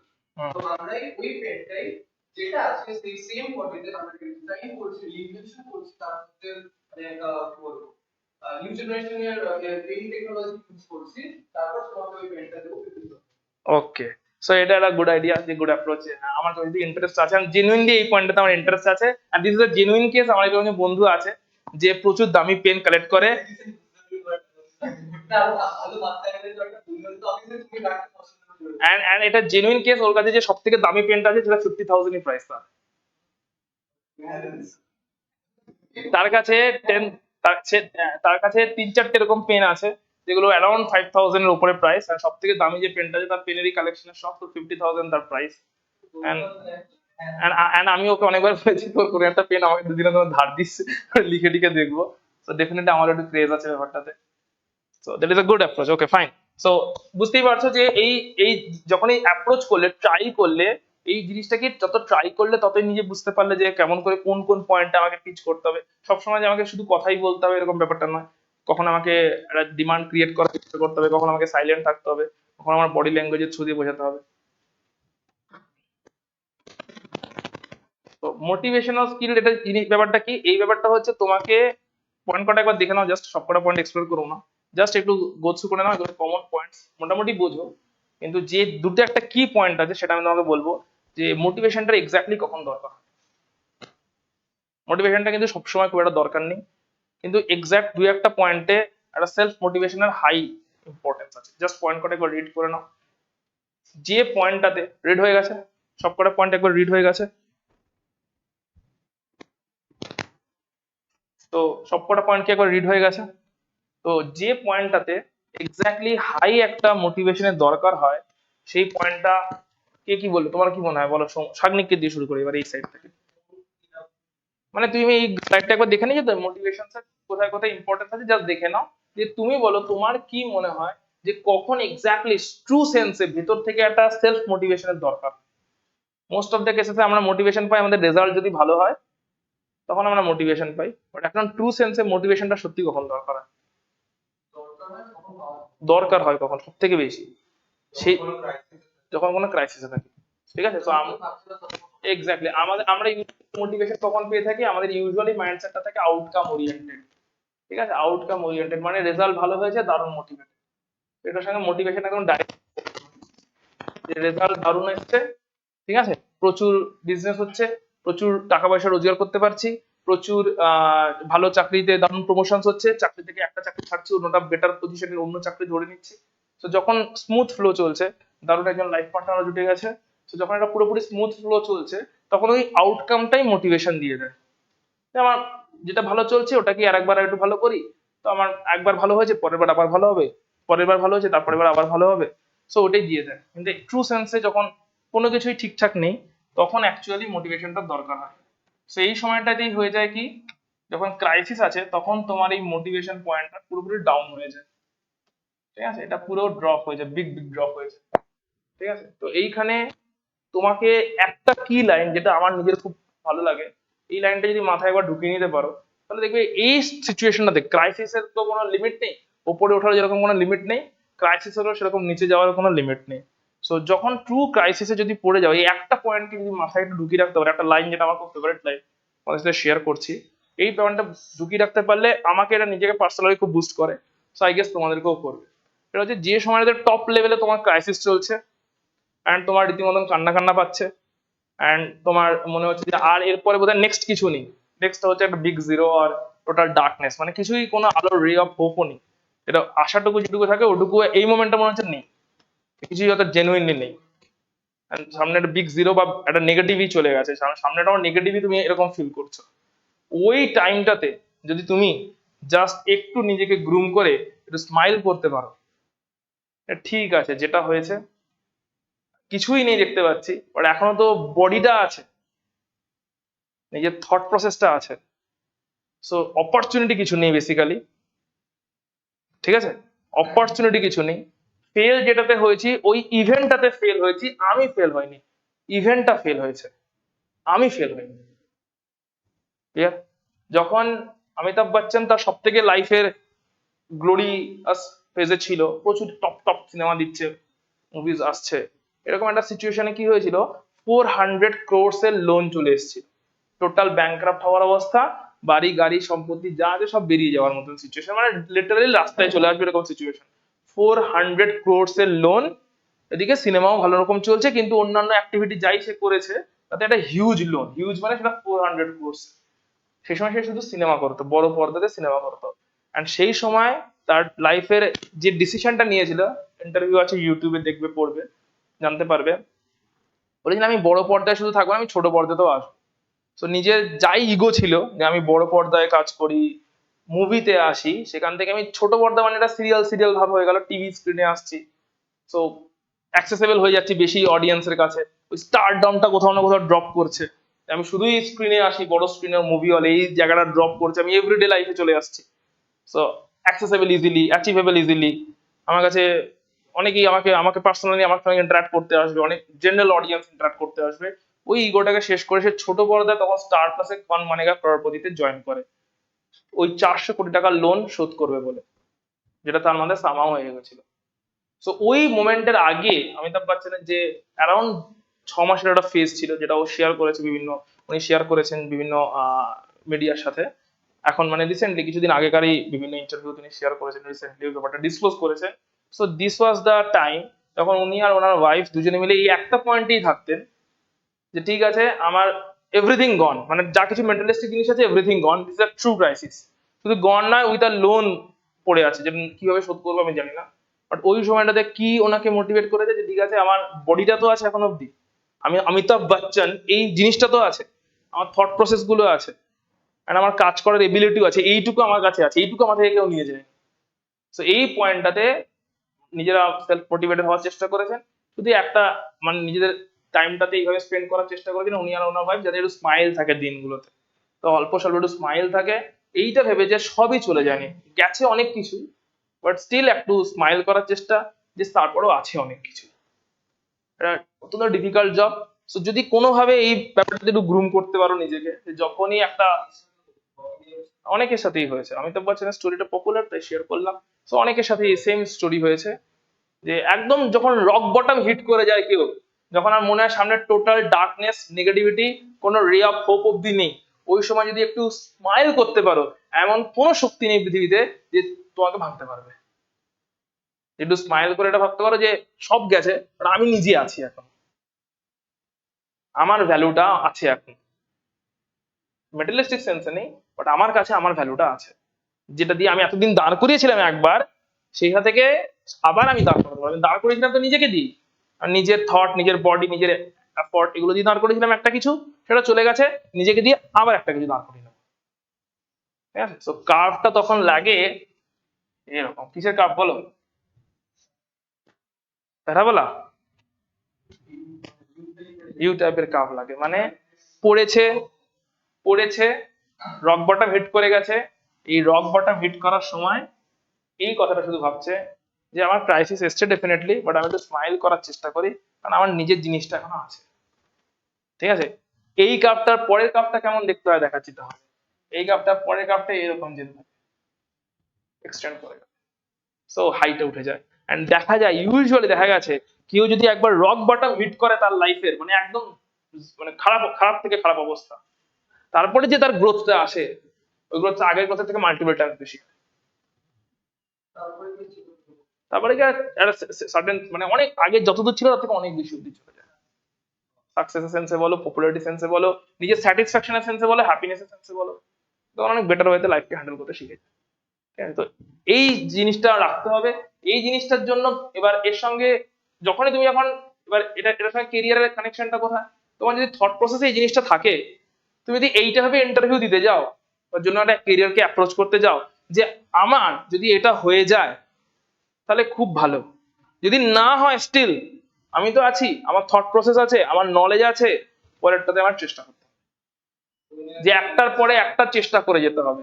কোথায় গিয়ে প্রবলেমটা হয়, 10টা ইন্টারভিউ দেওয়ার পরে 10টার যদি 10টাই সিলেক্টেড না হয়, তখন ওখানে ব্রেকডাউন হয়ে যায় টোটাল। এটাই মোটামুটি আশেপাশের লোকজন তোমার মনে হোক আর না হোক ঢুকিয়ে দেবে, তোমার দ্বারা কিছু হবে না, ক্লিয়ার কাট ঢুকিয়ে দেবে একদম, ফ্যামিলি রিলেটিভ ফ্রেন্ড সবাই ঢুকিয়ে দেবে, তোমার দ্বারা কিছু হবে না। 10টা ইন্টারভিউ দিয়েছো, 10টা দিয়ে ফেল করে বসে আছে, একটাও পাওনি। আর একটা দুটোতে কেউ বলবে না ওটা ঠিক আছে, 3 নম্বরটাই হয়ে যাবে, 4 নম্বরটাই হয়ে যাবে, and হচ্ছে না হচ্ছে না হচ্ছে না হচ্ছে না হচ্ছে না হচ্ছে না, and 10টা অব্দি হয়নি। ওকে, সো সেই পয়েন্টে এই প্রসঙ্গে একটা পপুলার কোড তোমরা তো জানো, এডিসনের, থমাস এডিসনের যে কোডটা আছে, যে বলা হয়েছিল যে 1001 নম্বর বার ট্রাই করার পরে সে বাল্ব নাকি বানিয়েছিল। তো যখন থমাস এডিসনকে জিজ্ঞেস করা হয়েছিল how do you invent the bulb, তো উনি বলেছিলেন আমি I know 1000 ways how not to invent the bulb. যে বাল্ব বানানোর আমি 1000টা ওয়ে জানি যেটা দিয়ে বাল্ব মানে তৈরি হবে, আমি 1000 টাইমে ফেল করেছি, 1001 নম্বর টাইমে আমার। সো টোটাল জিনিসটা যে ফান্ডামেন্টাল লাইনটার উপরে চলে সেটা হচ্ছে, এটা যদি মাথায় ঢুকিয়ে নিতে পারো, অটোমেটিক্যালি তুমি সেইভাবে কাজ করতে পারো। আচ্ছা, leadership skill very important skill, যেটা তোমাকে ইন্টারভিউরা বিভিন্ন সিচুয়েশনে আসবেন, সেটা তোমার ধরো তোমার জব রিলেটেড ইন্টারভিউ হোক বা তোমার কম্পিটিটিভ এক্সাম রিলেটেড ইন্টারভিউ হোক, এই জিনিসটা একবার জাস্ট পয়েন্টস কটা দেখে নাও। তোমার কাছ থেকে কি এক্সপেক্ট করবেন এক্স্যাক্টলি, তোমার থেকে এক্সপেক্ট করবেন, ধরো তুমি যদি কম্পিটিটিভ এক্সামের থ্রু দিয়ে কোনো একটা পার্টিকুলার ডিগ্রি পার্সু করতে যাচ্ছ বা সেরকম টাইপের কোনো সিচুয়েশন হয়, তোমার থেকে সেখানে ইন্টারভিউ এক্স্যাক্টলি এক্সপেক্ট করবেন যে তুমি তোমার সাবজেক্ট নলেজে এতটাই কনফিডেন্ট যে তুমি ফার্দার তোমার সাবজেক্টকে এগিয়ে নিয়ে যাওয়ার জন্য, মানে ধরো কেমিস্ট্রি পয়েন্ট অফ ভিউ থেকে যদি বলি, যে তুমি যখন কোনো একটা জায়গাতে কম্পিটিটিভ এক্সাম দিতে গেছো, ইউপিএসসি হোক, কি কেমিস্ট্রি নিয়ে পার্সু করেছো এন্ড ফার্দার হায়ার স্টাডি করার চেষ্টা করছো, তো সেই সিচুয়েশনে তোমার থেকে ইন্টারভিউটা এক্সপেক্ট করবে যে তুমি যতদূর যা কাজ হয়েছে এখন অব্দি অল ওভার ওয়ার্ল্ডে কেমিস্ট্রি নিয়ে, তোমার কাছে যেন এরকম কোনো প্ল্যান থাকে যে প্ল্যানটা তুমি নেক্সট এক্সিকিউট করতে পারো, যে প্রপার সাবজেক্ট নলেজ যেন থাকে, শুধু সাবজেক্ট নলেজ নয়, এখন অব্দি সাবজেক্টটা কোথায় লিমিটেড হয়ে আছে সেটার নলেজ যেন থাকে, যেখান থেকে তুমি ফার্দার ডেভেলপ করতে পারবে, ফার্দার কিছু কন্ট্রিবিউট করতে পারবে যেগুলো এখনো আসেনি, সে এই হোলটা যেন থাকে। তো তোমার থেকে ডাইরেক্টলি স্কিম চাইবে বিভিন্ন, তুমি কিভাবে এইটা করে দেখাবে, দেখাও তো, এটা এখন অব্দি ডিসকভার্ড হয়নি বা একটু ট্রাভেল চলছে, তোমার অ্যাপ্রোচ কি ব্যাপারে, তুমি কিভাবে এটা করবে করে দেখাও। আর যদি তুমি কর্পোরেটের জবের ইন্টারভিউর জন্য যাও, সেখানে তোমাকে ডাইরেক্টলি জানতে চাইবে যে তোমার আন্ডারে 5 জন কাজ করে, তুমি কেমন করে তাকে লিড করবে, তাদেরকে কোম্পানি যাতে বেনিফিট বেশি হয়, সো এটা তো ডাইরেক্টলি তোমাকে জানতে চাইবে। তো তোমাকে অ্যাপ্রোচটাতে সবসময় এরকম রাখতে হবে যে আমি যদি আপনার কোম্পানিতে জয়েন করি বা এই পার্টিকুলার সাবজেক্টটা নিয়ে কোনো একটা জবে জয়েন করি বা কোনো একটা হায়ার ডিগ্রি করি, তাহলে আমার যা কিছু যত রকম বেস্ট নলেজ আছে, যত রিসোর্সেস আছে, এই সমস্ত নলেজ রিসোর্সেস গুলোকে পুট টুগেদার করবো, যেটা বেস্ট আউটপুট সলিউশনের কথা বলবে। তো তোমাকে সবসময় অ্যাপ্রোচ রাখতে হবে সলিউশনের কথা, অর্গানাইজেশনের ফেভারে সলিউশনও দিতে হবে, চেষ্টা করতে হবে সেটা যতটা সম্ভব অর্গানাইজেশনের ফেভারে হয়, অর্গানাইজেশন তোমাকে ভ্যালুটা দেয়। যখনই তুমি একটা কাউকে লিড করছো, অবভিয়াসলি তোমার উপরে অনেক বেশি রেসপন্সিবিলিটি থাকবে, তো এখান থেকে আসছে পরের পয়েন্টে, যেটা তোমাকে রেসপন্সিবিলিটি নিতে হবে। আমি যখন লিড করছি, আমি যেন কোনো একটা পার্টিকুলার প্রজেক্টকে লিড করছি বা গাইড করছি, আমাকে যেন সেই জিনিসটা থাকে আমার মধ্যে, আমি একটা রেসপন্সিবিলিটি যেন পার্টিকুলার নিতে পারি। টিম মেম্বাররা যেভাবেই কাজ করছে, টিম মেম্বাররা যা কিছু করছে, তার রেসপন্সিবিলিটিও আমার। এরকম যেন না হয় যে আমি সে করছে তার ব্যাপার বুঝে নিক না, আমাকে গাইড করার চেষ্টা করতে হবে, কনফ্লিক্ট হলে সেটা সলিউশন করার চেষ্টা করতে হবে। তো যখন ইন্টারভিউ তোমাকে এই ধরনের কোয়েশ্চেন্স আসবে, লিডারশিপ টাইপের কোয়েশ্চেন্স আসবে, তোমাকে সামহাও হঠাৎ করে জিজ্ঞেস করবে বা তোমাকে এরকম একটা সিচুয়েশনে ফেলে দেবে যে ধরো ফর এক্সাম্পল তুমি জুনিয়র তোমার স্কুলে, এন্ড তোমার স্কুলের কোনো একজন সিনিয়র তোমার আন্ডারে কাজ করছে, তুমি তাকে কেমন করে লিড করবে? সে তোমার সিনিয়র, স্কুলের সিনিয়র, বাট সামহাও কোম্পানি তোমার জুনিয়র হয়ে গেছে, বা তুমি একটা কোথাও পিএইচডি করতে জয়েন করেছো, এন্ড পিএইচডি তোমার হয়ে গেছে 3 বছর, এন্ড তারপরে তোমার কোনো সিনিয়র পিএইচডির এক্সাম ক্র্যাক করেছে, এন্ড সে তোমার অ্যাজ আ জুনিয়র তোমার ল্যাবরেটরিতেই জয়েন করেছে অ্যাজ আ জুনিয়র, বাট সে কিন্তু তোমার স্কুল কলেজ লাইফে তোমার সিনিয়র ছিল, সে তোমার আন্ডারে, তুমি তার থেকে সুপিরিয়র তোমার কেরিয়ার লাইফে। This is a common question যেটা ইন্টারভিউরা জিজ্ঞেস করে থাকে, যে তুমি কেমন করে তাকে লিড করবে, কারণ ওখানে লিডারশিপ একটু টাফ হয়, নিজের এজের সঙ্গে তো বা নিজের জুনিয়রদের সঙ্গে তো একটু ম্যানিপুলেট করে নেওয়া আছে, ইনফ্লুয়েন্স করে নেওয়া। বাট তোমাকে যদি এক্স্যাক্টলি এখন বলি তুমি আমাকে লিড করো, how should I present this presentation, বলো কি করে করবে, সাজেশন দাও আমাকে। আমি তোমার সিনিয়র বাই প্রথম থেকে তোমাদের টিচার, বাট সামহাও কোনো একটা সূত্রে তুমি আমার উপরে আছো, and সেই সূত্রটা কি সেটা কানেকশনটা দিয়ে দিচ্ছি, সেটা হচ্ছে আমাকে কোথাও একটা প্রেজেন্টেশন দিতে হবে, সেম প্রেজেন্টেশন আমাকে কোনো একটা কলেজে দিতে হবে, আর আমি তোমার কোম্পানিতে কাজ করি, তো তোমাকে আমাকে লিড করতে হবে, এন্ড আমি তোমার সিনিয়র, তুমি তোমার শুধু সিনিয়র না, কেমিস্ট্রি টিচারও, তোমাকে এটা মাথায় রেখে লিড করতে হবে। একবার ট্রাই করো। ধরো হ্যাঁ এটাই দিচ্ছি, ধরো এই আমার প্রেজেন্টেশন ধরো কোনো স্কুলে গিয়ে দিতে হবে, কলেজে গিয়ে দিতে হবে, ঠিক আছে, এন্ড আমি কলেজে যাচ্ছি অন বিহাফ অফ ইউ, আমি নিজের সোর্সে যাচ্ছি না, তুমি কানেকশন করে দিয়েছো, আমি মেবি ধরো তোমার কোম্পানিতে তোমার অফিসে কাজ করি, তুমি কানেকশন করে দিয়েছো, এন্ড তোমার সোর্সে আমি যাচ্ছি, অবভিয়াসলি তোমাকে আমাকে বলতে হবে যে স্কুলের বাচ্চারা এরকম এইভাবে দেবে, এইভাবে দেবে, এইগুলো করতে হবে, এইগুলো করতে হবে, আর অবভিয়াসলি সেই জ্ঞানগুলো নিতে আমার ভালো লাগবে না, কারণ এটা আমার প্রফেশন, ফার্দার অফ আমি তোমার সিনিয়র, কিন্তু তুমি আমাকে কেমন করে কনভিন্স করবে যাতে আমি তোমার মতন করে করি, বলো। প্রথমে কি করতে হবে ওটা আমার বলেছি। আমার ঘরে তো বোঝাবে, আমি শুনবো কেন? আমি সিনিয়র, আমি এইটা করেও আসছি দিনের পর দিন, আজকে কোনো কারণে আমি তোর কোম্পানিতে জয়েন করে গেছি, এটা আমার প্রফেশন, এটা আমি আছি দীর্ঘদিন ধরে, এট দ্য সেম টাইম তোর সিনিয়র, তোমাকে আমাকে লিড করতে হবে এবারে, যাতে আমি তুই যেরকম চাস সেরকম আউটপুটটাই ওখানে দিই, আমি আমার মতন আউটপুট যেন না দিই, বলো। আমি কিন্তু ধরে নিচ্ছি তুমি আমার কলেজের সিনিয়র ছিল, স্কুলের সিনিয়র। ধরে নিচ্ছ না, ওটাই তো বলে দিচ্ছি, ওটাই তো কন্ডিশন, ওটাই কন্ডিশন। এবারে সিচুয়েশনটা এখন এরকম, তুমি আমাকে অ্যাপ্রোচ করতে আসছো, একটা ডিল পেয়েছো, স্কুলে গিয়ে প্রেজেন্টেশন দিতে হবে, আর তুমি আমার কাছে ফার্স্ট টাইম আসছো, আর আমি তোমার অফিসেই প্রেজেন্ট আছি, তুমি তোমার অফিসে বসে আছো, আমি তোমার অফিসেই প্রেজেন্ট আছি, আমি আমার টেবিলে বসে আছি, তুমি তোমার টেবিল থেকে, এতদূর বলে দিচ্ছি, তুমি আমাকে ডাকোনি, তুমি তোমার টেবিল থেকে উঠে আমার কাছে এসছো, যেহেতু আমি তোমার সিনিয়র, ওই রেসপেক্টটা তুমি দিয়েছো, তো ফার্স্ট হচ্ছে ওই রেসপেক্টটা দিয়ে দিতে হবে। সিনিয়র মানে আমি বস, বাট সে আমার আগে থাকতে সিনিয়র, তাকে চিনি, তাকে আমি আমার কাছে ডেকে পাঠাচ্ছি, it's not a good idea, ঠিক আছে? ইমোশনাল কানেকশন তো ডেভেলপ হয় না, ইমোশনাল কানেকশন যদি ডেভেলপ না হয়, আমি কেন তোমার হয়ে ভাববো, আমি শুধু নিজেরটুকু ভাববো, বেরিয়ে যাবো, তাই না? আমি কোম্পানির হয়ে কেন ভাবতে, আমি শুধু নিজেরটুকু ভাববো, আর ঠিক আছে আমার হয়ে গেছে, 10টা 5টা কাজ মিটে গেছে, আমি চলে যাবো। তোমাকে ওখানে লিড করতে হবে, ট্রাই করো। তো আমি যদি তোমার ডেস্কে উঠে যাই, ধর উঠে চলে এসেছিস, আমার ডেস্কেই তুই আছে, আমার রুমেই তুই এসেছিস, এন্ড বসেছিস, কি বলবি এক্স্যাক্টলি ওটাই বল, ধর উঠে এলি, আমি তোকে বললাম হ্যাঁ ঠিক আছে বলো শাগনি, কি কিছু বলবে? তুমি তো আমার কলেজের সিনিয়র ছিলে, ওকে, তো আমাদের অনেক কিছু যে ইভেন্ট গুলো হয়েছে সেগুলো অনেকগুলোতে তুমি কমিশনাল প্রিপারেশনে অনেকগুলোতে তুমি স্টেজে উঠে পারফরমেন্স দিয়েছো, আর সেটা থেকে খুবই ভালো একটা রেসপন্স ছিল, আর কি বলতে গেলে আমি প্রচন্ডভাবে মোটিভেটেড হয়েছি, আর আজকে আমি যে পজিশনে দাঁড়িয়ে আছি সেটা শুধুমাত্র তোমার জন্য। তুমি যা যা তুমি ফিলোসফিক্যাল থটস যা যা তুমি দিয়েছো সেগুলো খুবই হেল্প করেছে আমাকে আমার এই কোর্সটা। তো আমি একটা ডিল পেয়েছি, তো সেখানে গিয়েও স্টুডেন্টদেরকে সেভাবে যদি সেই ডিল সিস্টেমটা আনতে হবে ওর মধ্যে। তো আমি চাইবো তুমি আমাদের মধ্যে যেভাবে ওই জিনিসটা আনিয়েছিলে কলেজ লাইফে, সেই বেস্টটা তুমি যাতে ওদের মধ্যে দাও। Okay, so that is a good approach, you can clap for him, ঠিক আছে? তো রেসপেক্টটাও এলো, যে রেসপেক্টটা কি কি স্টেজেও আনলো, ফার্স্ট স্টেপটাতে আনলো যে ও একটা প্রথমে উঠে এলো আমার কাছে, আমাকে অ্যাপ্রোচ করলো, রেসপেক্ট দিল, সেকেন্ড কি এলো, গ্র্যাটিটিউড শো করলো, রাইট, যেখানে সিনিয়র ইগো স্যাটিসফাইড হয়ে গেছে, গ্র্যাটিটিউড সেট করলো, তারপরে ও নিজের স্কিম রাখলো, নিজের স্কিম সবার লাস্টে রেখেছে, এই যে আমার এটা ডিমান্ড, এটা কর, তোমাদের কাছে আর কিছু যদি এর সঙ্গে অ্যাড করার থাকে বলো, দ্যাট ইজ গুড অ্যাপ্রোচ, এর সঙ্গে যদি আর কিছু অ্যাড করার থাকে কোনো পয়েন্ট, একে একে বল, তুই বল। তুমি যখন ওটা এক্সপ্লেন করবে তুমি যদি একটু ইন্টারেস্টিং ভাবে যদি কোনো পাওয়ারপয়েন্ট স্লাইড বা তো আমি পাওয়ার পয়েন্টের থ্রু দিয়ে এক্সপ্লেন করি, অলরেডি এটাই আমার স্টাইল, সেটা অলরেডি আছে এস্টাবলিশ। তো তুই আমাকে আর কোনো এক্সট্রা পয়েন্ট থাকলে বল, আমি যা করছি এক্স্যাক্টলি এই জিনিসটাই আমি করে থাকি। হ্যাঁ সেম জিনিস, এক্সট্রা পয়েন্ট যদি কিছু থাকে বল, তুই বল যদি কোনো এর সঙ্গে অ্যাড করতে চাস। ও তিনটে পয়েন্টকে অ্যাড করেছে, প্রথমে রেসপেক্ট শো করেছে, দেন গ্র্যাটিটিউড শো করেছে, দেন ওর স্কিমটাকে প্রপোজালে রেখেছে।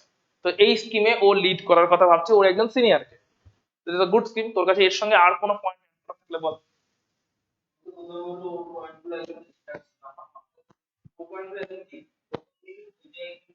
ঠিক, তার আর কিছু অ্যাডিশনাল? তুমি অনেকদিন ধরে কাজটা করছো, ঠিক তুমি অনেকের সাথে ঠিক কিন্তু যেখানে তুমি অ্যাপ্রোচ করবে এবার হয়তো তাদের নেচারটা হতেই পারে। তাই ঠিক। জন্য আমাকে ওটা সরলে দেখতে হবে যে তাদের নেচারটা তাদের বা তাদের মাইন্ড থটটা সেটা তোমাকে বোঝানো শান্ত হবে। যেখানে তুমি আমার সিনিয়র তোমাকে তো কোনো বুদ্ধি আমি কিছু বলতে পারি জুনিয়রই আমি আমার সিনিয়রকে বলা, ওই অ্যাটিটিউড রেসপেক্ট নিয়ে বোঝানো জিনিসটা সরলে বলে দেওয়া যে এরকম ভাবে ওদেরকে অ্যাপ্রোচ করবে। এবার তারপরে তোমার যেটা সুবিধা মনে হচ্ছে তুমি বুঝতে পারছো যে ওরা এটা করছে এটা করছে না, সেটা তোমার তার মানে ও এখানে আরো একটা এক্সট্রা পয়েন্ট অ্যাড করলো, যেটা ইজ ফ্লেক্সিবিলিটি। ও পুরোপুরি বললো না আমার এটাই চাই, সবকিছু দেওয়ার পরে লাস্টে কিন্তু বললো না আমার এটা এরকমটাই চাই, তুমি যদি এরকম ভাবে একটু করে দিও, এটা কিন্তু বললো না। ও লাস্টে কি পয়েন্ট অ্যাড করলো যে এরকম ভাবে হলে ভালো হয়, বাচ্চাদের মাইন্ডসেটটা আমার সামনে তুলে দিল, অ্যান্ড ওর ডিমান্ডটাও রাখলো, অ্যাট দ্য সেম টাইম একটা ফ্লেক্সিবিলিটিও দিল যে তোমার সিচুয়েশন অনুযায়ী নিজের মতন, তুমি তো অনেকদিন ধরে করছো এক্সপিরিয়েন্স, তো তুমি তোমার সিচুয়েশন অনুযায়ী হ্যান্ডেল করে নেবে বাকি, ঠিক আছে। কিন্তু এখানে যেটা একটা রং স্টেটমেন্ট দিয়েছিস তুই, সেটা হচ্ছে, আসছে 1 মিনিট, হ্যাঁ আসছে 1 মিনিট, এখানে একটা রং স্টেটমেন্ট এসছে, সেটা হচ্ছে জুনিয়রদের সঙ্গে রুডলি বিহেভ করাও যায় না। একজন, এটা মাথা থেকে বার করবে, ঠিক আছে, একজন এমপ্লয়ি বা একজন বিজনেসম্যানের বা একজন কারোর অ্যাকচুয়াল ক্যারেক্টারিস্টিক শো হয় সে তার এক্সাক্ট জুনিয়রদের সঙ্গে কেমন করে বিহেভ করছে তার উপরে, ঠিক আছে। তো জুনিয়রদের সঙ্গে বিহেভ করা যায়, এই পয়েন্টটা মাথা থেকে একদম বাদ দিয়ে দেবে। জুনিয়রদেরকে ওই একইভাবে ট্রিট করার চেষ্টা করবে যেভাবে একজন সিনিয়রকে ট্রিট করছে, with respect, with gratitude, with emotion, and তারপরে নিজের কথাটা বলা। এবার হ্যাঁ, জুনিয়রদের কুর্তাটা আটকাতে পারো, ওই ফ্লেক্সিবিলিটির পয়েন্টটাতে একটু আটকে দিতে পারো। হ্যাঁ এইভাবে করলেই ভালো, কারণ তোমার এক্সপিরিয়েন্স বেশি আছে। বল। আমি এটাই বলছিলাম যেটা প্রোভাইড করতো যে তোমাকে এসব বাচ্চাদের মাইন্ডসেটটা হয়তো বুঝিয়ে বলবে কিভাবে ওদের সাথে কথা বলা উচিত। আমি বলবো সেটা একটা সিনিয়রকে একটা জুনিয়রকে পুরো বলতে পারে একটা বাচ্চার মাইন্ডসেট যেখানে সে অনেকটাই এক্সপিরিয়েন্স। তো আমি এটাই বলবো তোমাকে, রাদার দ্যান তোমাকে বলে দেবো মাইন্ডসেটটা কিরকম, আমি তোমাকে একটা সাজেশন দিতে পারি ঠিক, যে তুমি গিয়ে ওদের মাইন্ডসেটটাকে রিড করে নাও, তারপর তুমি সেই মধ্যে অ্যাকর্ডিংলি এইটা সবসময় ফ্রুটফুল নয়, দুজনের মধ্যে একটা ব্যালেন্স আনতে হবে এইখানে। কিরকম ব্যালেন্স? যে ও যেটা সাজেস্ট করলো যে ও মাইন্ডসেটটা জানে, আমার কাছে কমিউনিকেট করছে, দেন ফ্লেক্সিবিলিটি দিচ্ছে। তুই যেটা বলছিস, তুই বলছিস না মাইন্ডসেটটাও তুমি রিড করেন, অ্যাকর্ডিংলি করো, এই এই এই এতটা ফ্লেক্সিবিলিটি দিচ্ছিস, কিন্তু এই এতটা ফ্লেক্সিবিলিটি কিন্তু দিলে আবার অসুবিধা আছে, ওখানে কিন্তু লিডারশিপ চলে যাচ্ছে, ঠিক আছে। তোকে মাইন্ডসেটটা দিতে হবে, দিয়ে ফ্লেক্সিবিলিটি দিতে হবে। তো বেসিক্যালি ওর জায়গাটাই অনেক বেশি অপটিমাইজ হচ্ছে, তুই বেশি ফ্লেক্সিবিলিটিতে চলে যাচ্ছিস। অ্যাজ ইফ ব্যাপারটা কিরকম হচ্ছে, আমি অনেক বেশি অফার করে দিলাম, অ্যাজ ইফ তোর পয়েন্টটা হয়ে যাচ্ছে তুই এতটাই গ্র্যাটিটিউডে ইয়ে হয়ে আছিস, রেসপেক্ট আর গ্র্যাটিটিউড দিয়ে এতটাই ওভারবার্ডেন্ড হয়ে আছিস যে তুই নিজের লিডটাও ছেড়ে দিচ্ছিস, সিনিয়রের উপর থেকে তোর গ্রিপটাও চলে যাচ্ছে, ঠিক আছে। এরপরের বারে সিনিয়র এইটাই বলবে, ও তো আমিই করি, যা তুমি মাথা ঘামাচ্ছ, মাইন্ডসেট আমি রিড করি, আমি সবকিছু করি, তুমি মাথা ঘামাচ্ছ। সো গ্রিপটাও রাখতে হবে, মাইন্ডসেটটা আমি এক্সপ্লেন করে দিলাম, সাজেস্ট করে দিলাম, এবারে ফ্লেক্সিবিলিটি দিয়ে দিলাম। সেইভাবে তুমি বলবো না, আমি ফার্স্ট পয়েন্টে সেরকম ভাবে আসবো এর মধ্যে হয়তো আরো সিনিয়র আছে, কিন্তু আমি সবাইকে ফার্স্টের পয়েন্ট গুলো সব ঠিক আছে, কিন্তু তারপরে যখন তোমাকে বলছি ফ্লেক্সিবিলিটি তোমাকে দিচ্ছি মাইন্ড রিড করার জন্য, তার একটাই রিজন আমি তোমার কাছে এসেছি, অন্য সিনিয়র কাছে যাই, তার কারণ হচ্ছে তুমি ইজিলি ওই জিনিসটা পারো না, ওটাও দেওয়া যাবে না, ওইখানে ওটা গ্রিপ রাখতে হবে। ওই জিনিসটা আমি তোমাকে ওটাই তো লিড করছিস, তুই তাহলে লিডটা করছিস, কিন্তু সবটাই হয়ে গেলি তুই দেখাতে চাইলি তুই আপনি এতটাই ইম্পর্টেন্ট, আমি টোটালি আপনার উপর ভরসা করছি, এটাই তোর ফান্ডামেন্টাল হয়ে যাচ্ছে না। তো আমি এতটাই ইম্পর্টেন্ট, আপনি এতটাই ইম্পর্টেন্ট, আপনার উপর টোটাল ভরসা করছি, মানে তোর লিডারশিপের কি কোয়ালিটি, তো লিডারশিপ ওখান থেকে গ্রিপ বেরিয়ে যাচ্ছে, ঠিক আছে। আপনি ইম্পর্টেন্ট কিন্তু বাকিটা আমি যেরকম বলছি তার সঙ্গে একটু মিলেমিশে করলে ভালো, এই ব্যাপারটা। ঠিক আছে, তো এতটাই ইম্পর্টেন্স দিয়ে দিলি তাতে যে নিজেরই গ্রিপ বেরিয়ে গেল, ওইটা অবধি যাওয়া যাবে। সো রেসপন্সিবিলিটি স্কিলটা কি বলছে, এই ব্যাপারটা হচ্ছে তোমাকে এক্স্যাক্টলি রেসপন্সিবিলিটি নেওয়ার মতন ক্যাপাবল হতে হবে। রেসপন্সিবিলিটি 3-4টে ডাইমেনশন আছে। সব থেকে বড় ডাইমেনশনটা হচ্ছে, আচ্ছা একটা কোয়েশ্চেনই করে তাহলে বলো, ধরো তুমি তুমি একজন ইন্টারভিউয়ার, ঠিক আছে, আর তোমার সামনে 4জন ক্যান্ডিডেট আছে, তাহলে বুঝতে পারো রেসপন্সিবিলিটি ব্যাপারটা কতটা ইম্পর্টেন্ট। তোমার সামনে 4জন ক্যান্ডিডেট আছে, 4জনই একদম ইকুয়ালি কোয়ালিফাইড, তাদের নলেজও ইকুয়াল, তাদের এক্সপিরিয়েন্সও মোটামুটি ইকুয়াল, এন্ড তারা এর আগে প্রিভিয়াস যে কোম্পানিতে কাজ করেছে, যেখানেই কাজ করেছে না কেন সেখানে দারুণ পারফরমেন্সই করেছে, কোম্পানি তাদের টাইমে ভালো গ্রোথ করেছে। ওই 4জনের মধ্যে থেকে তোমাকে একজনকে সিলেক্ট করতে হবে। ক্লুটা আমি বলে দিচ্ছি, রেসপন্সিবিলিটি টেকিং অ্যাটিটিউডের উপরেই এই সিলেকশনটা হবে। এবারে তুমি কেমন ভাবে সেই 4জনকে জাজ করবে, একটা একটা করে আইডিয়া দাও। তোকে দিয়ে শুরু করছি। 4জনই আছে, আলাদা আলাদা করে 4জনকে অ্যাপ্রোচ করতে হবে। কিসের বেসিসে তুই 4জনের মধ্যে কাকে নিবি ঠিক করবি, কারণ ওদের quality same, qualification same, experience same, নিজের নিজের প্রিভিয়াস কোম্পানিকে ভালোভাবে দাঁড় করিয়েছে। সেটাই তো, ওটা তো জাজ করতে দিচ্ছি, কি কি আসছে মোটামুটি স্কিম গুলো লেখা আছে, বাকিটা তো নিজেকে ইনটিউশন জাজ করতে দিচ্ছি। দাও দাও দাও দাও সিচুয়েশন দাও, কি সিচুয়েশন দাও। জেনারেল একটা কর্পোরেট ধরো ওয়ার্ক এনভায়রনমেন্ট, কোম্পানিটা ধর আইটি কোম্পানি প্রোভাইড করে, হ্যাঁ ধর অরূপ স্যারের কোম্পানি লাক্সাভেদ, এন্ড তুই লাক্সাভেদের একজন ইন্টারভিউয়ার, এইচআর প্যানেলে আছিস, এন্ড লাক্সাভেদের জন্য এমপ্লয় হায়ার করছিস, এন্ড টিচার হায়ার করছিস, ফ্যাকাল্টি হায়ার করছিস, এন্ড ইকুয়াল এফিশিয়েন্ট ধর ফ্যাকাল্টি আছে, বা ধর অ্যাডমিনিস্ট্রেটিভ স্টাফ হায়ার করছিস, বা ধর অ্যাকাউন্টিং স্টাফ হায়ার করছিস। ঠিক আছে, একটা আমি বলবো তুমি এমপ্লয়ি হিসেবে একদিন মার্কেটিং করছো, সবকিছু যত ডিভাইস আছে সব ইনফ্রাস্ট্রাকচার দিয়ে হঠাৎ করে কারেন্ট কাট অফ হয়ে গেল, তোমাকে কি করে হ্যান্ডেল করবে? ওকে, একটা সিচুয়েশন দিয়ে দিলি এন্ড তাকে সেটা দিলি, এবার হঠাৎ করে কারেন্ট কাট অফ হয়ে গেল, হ্যান্ডেল করবে, এটা তো একটা টেকনিশিয়ানের জব, তুই তো একজন ভালো এমপ্লয়িকে হায়ার করছিস। যখন যে কাউন্সিলিং করতে করছো সে তো তারপর ধরো কারেন্ট হয়েছে এলো, কেমন ভাবে জিনিসটা নিতে হবে। ওকে, তাকে কেমন করে, সে তো চলে যাবে, ঠিক মিটিংটা ক্যান্সেল হয়ে যাবে, সব মিটিংটাকে কেমন করে হ্যান্ডেল করবে, এটা তুই জিজ্ঞেস করবি অ্যাজ আ কোয়েশ্চেন হিসাবে। তো এটা সবাই একই আনসার দেবে, যে তার সঙ্গে ইমিডিয়েটলি ফোনে যোগাযোগ করবো এন্ড বলবো আমাদের সিচুয়েশনটা এরকম, তাই নেক্সট অ্যাপয়েন্টমেন্ট দিয়ে দেবো। ওই তো বলছি, তাকে ইমিডিয়েটলি ফোনে যোগাযোগ করবো, ফোন তো অফ হয়নি, কারেন্টটাই অফ হয়েছে না, তো ফোনে তার সঙ্গে ইমিডিয়েটলি যোগাযোগ করবো, সিচুয়েশনটা এক্সপ্লেন করবো, নেক্সট অ্যাপয়েন্টমেন্ট দিয়ে দেবো। সবাই এই অ্যান্সারই দেবে, এটা খুবই কমন আনসার।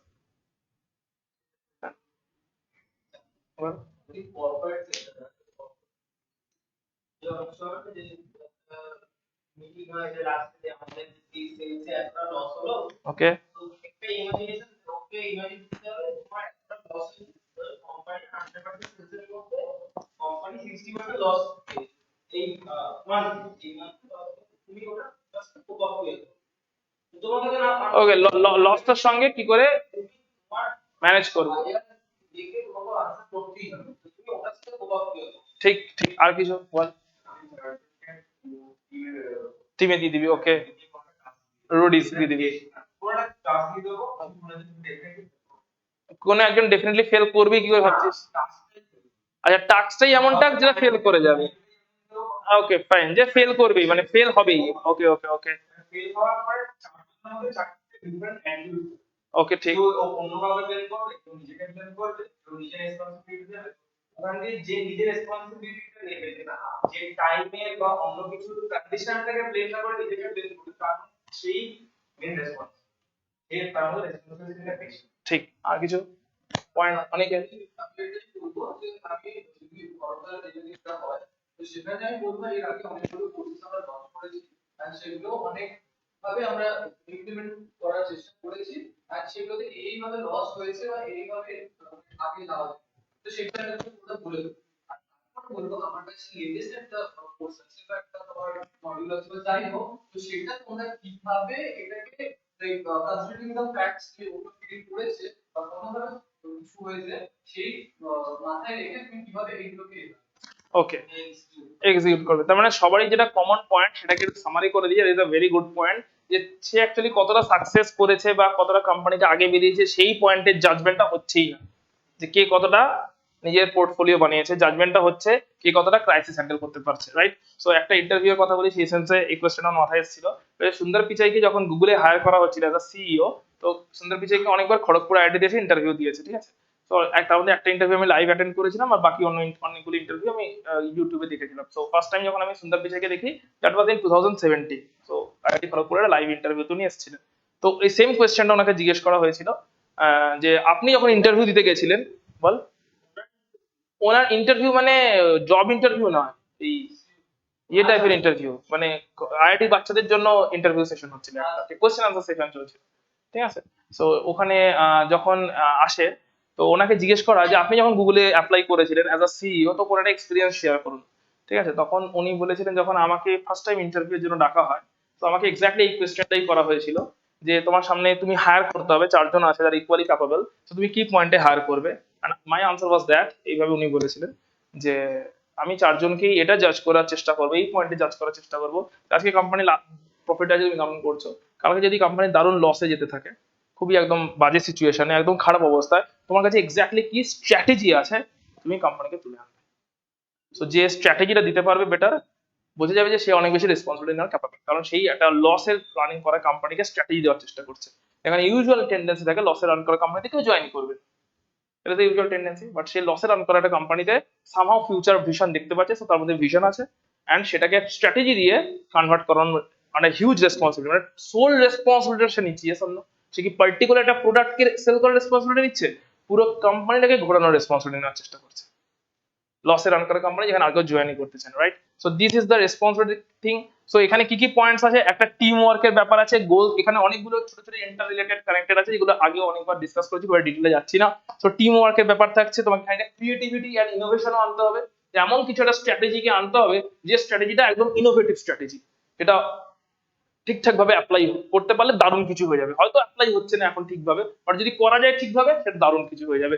তোমাকে তার সঙ্গে হচ্ছে ডিসাইসিভ নেচারটা থাকতে হবে, ঠিক আছে? এগুলো অনেকগুলো সবই ইন্টার রিলেটেড কোয়ালিটি, যতগুলো কোয়ালিটি আছে। রিস্ক যেন নিতে পারে, অনেক কলিগ আছে, অনেক টিম মেম্বার থাকলে রিস্ক নিতে চাইবে না, যে আমারটা যদি এটা নিই ফেল হয়ে যায় কোম্পানি আমাকে বার করে দেবে। সো তাকেও মোটিভেট রাখতে হবে যে তুমিও রিস্ক নাও, আমিও নিচ্ছি তোমার সাথে, তোমার কিছু হবে না, রিস্ক নিলে তার সমস্ত এফেক্ট আমার, দ্যাট ইজ দ্য রেসপন্সিবিলিটি। তোমার কিচ্ছু হবে না, রিস্ক নাও তুমি আমার হয়ে, তোমার কিছু হলে সমস্ত রেসপন্সিবিলিটি আমি নিয়ে নেবো, ঠিক আছে? সেই সেই জায়গাটাকে কমফোর্টেবল করতে হবে, অ্যান্ড কমিউনিকেশন ব্যাপারটা থাকছে, রেসপেক্টের মিউচুয়াল রেসপেক্টের ব্যাপারগুলো থাকছে। সো এগুলো যখনই জয়েন্টেড টুগেদার হবে, তখনই তোমার মধ্যে রেসপন্সিবিলিটি এবং অ্যাট দ্য সেম টাইম কি বলে লিডারশিপ, এই দুটো ডেভেলপ করবে। নেক্সট, প্রবলেম সলভিং স্কিল, এটা হচ্ছে খুবই কমন একটা সিচুয়েশন, এটা বোথ তোমার একাডেমিক ইন্টারভিউ এবং কর্পোরেট ইন্টারভিউ, দুটো ইন্টারভিউর জন্য খুবই হাইলি অ্যাপ্লিকেবল। তোমাকে প্রত্যেকটা সিচুয়েশনের থ্রু দিয়ে ইন্টারভিউয়ার প্রবলেম দিবেন। আমার এখানে একটা পার্সোনাল এক্সপিরিয়েন্স শেয়ার করছি একাডেমিক ইন্টারভিউতে কিরকম হবে সেখানে। সো এক্স্যাক্টলি যখন আমি ফার্স্ট ইন্টারভিউ দরজায় ঢুকলাম, 13 জন মেম্বার বসেছিলেন, ঠিক আছে? তার আগে অন্তত 10-12 জনের ইন্টারভিউ হয়ে গেছে, প্রত্যেকের অনেকক্ষণ করে টাইম নিয়েছে, লাইক হাফ অ্যান আওয়ার করে মতো টাইম নিয়েছে। সো আমি একটা ক্যালকুলেশন করছি যে হাফ অ্যান আওয়ার টাইম আছে, কেমিস্ট্রির জন্য, ডি এর ইন্টারভিউর কথা বলছি। সো তার আগে রিটেন কোয়ালিফাইড। সো ব্যাকগ্রাউন্ড একবার বলেছি, ব্যাকগ্রাউন্ডটা হচ্ছে যে অ্যাপ্লাই এলিজিবিলিটি ছিল যারা এমএসসি তে 80% দে আর এলিজিবল। সো এমএসসি তে 80% মানে অলরেডি তারা দেশের টপ স্টুডেন্টস। এমএসসি তে যারা 80% অব্দি পেয়েছেন, তার সঙ্গে গ্রাজুয়েশনের 60% এরকম যেটা ক্রাইটেরিয়া লিখেছিল, তারাই এলিজিবল করতে পারবে। সো সাবজেক্টে তারা টপ স্টুডেন্টস, নিজের সাবজেক্টে, কেমিস্ট্রি সাবজেক্টে তারা টপ স্টুডেন্টস এর মধ্যেই পড়ে দেশে, এটা অলরেডি প্রুভড, কারণ তারাই এলিজিবল অ্যাপ্লাই করার জন্য। সো অলরেডি তারা নিজেদের ডিগ্রিতে সেই মার্কসটা এনেছে সাফা, তাই এলিজিবিলিটি পেয়েছে। দেন কি হয়েছিল, রিক্রুটমেন্ট এক্সাম হয়েছিল, মানে থিওরি এক্সাম হয়েছিল। সেই থিওরি এক্সামে অ্যারাউন্ড 200 জনকে সিলেক্ট করা হয়েছিল। টোটাল অ্যারাউন্ড 10,000-15,000 মতন ক্যান্ডিডেট ছিল, তার মধ্যে 200 জনকে সিলেক্ট করা হয়েছিল, ভ্যাকান্সি ছিল মাত্র 6টা। ঠিক আছে? তো প্রথমে তো এই ব্যাপারটা লাগবে 6 জনের মধ্যে আমি একজন হওয়ার জন্য লড়ছি, ঠিক আছে? এটা পুরোপুরি বিলিফ সিস্টেম ছাড়া আর কিচ্ছু না। কারণ যদি তুমি প্র্যাকটিক্যালি ভাবো, প্রথমেই মনে হবে যে সিলেকশন হওয়ার চান্সই নেই, 6 জনের মধ্যে কি করে আসবো, এখানে 15,000 ক্যান্ডিডেট। তো প্রথমেই তো ওখানে আউটই হয়ে যাবে মাথা থেকে, যদি টেকনিক্যালি ভাবতে যাও, যে কোনো চান্সই নেই। সো প্রথমেই বিলিফ সিস্টেম রাখতে হবে ওই 6 জনের মধ্যে একজন আমি, আমার জানার দরকার নেই 15,000 লড়ছে না 15 লাখ লড়ছে না 15 কোটি লড়ছে, বাট ওই 6 জনের মধ্যে একজন আমি হবো, এই পারপাসই আমি লড়ছি। আর আমি আর প্রিপারেশনে আশেপাশে আর কারোর প্রিপারেশন নেই, এটা নিজের মধ্যে বিলিভ করতে হবে, কারণ তুমি তো আর 15,000 চেক করতে যাচ্ছ না যে কার কিরকম প্রিপারেশন লেভেল। সো এই বিলিফ সিস্টেমটা প্রথমে থাকতে হবে।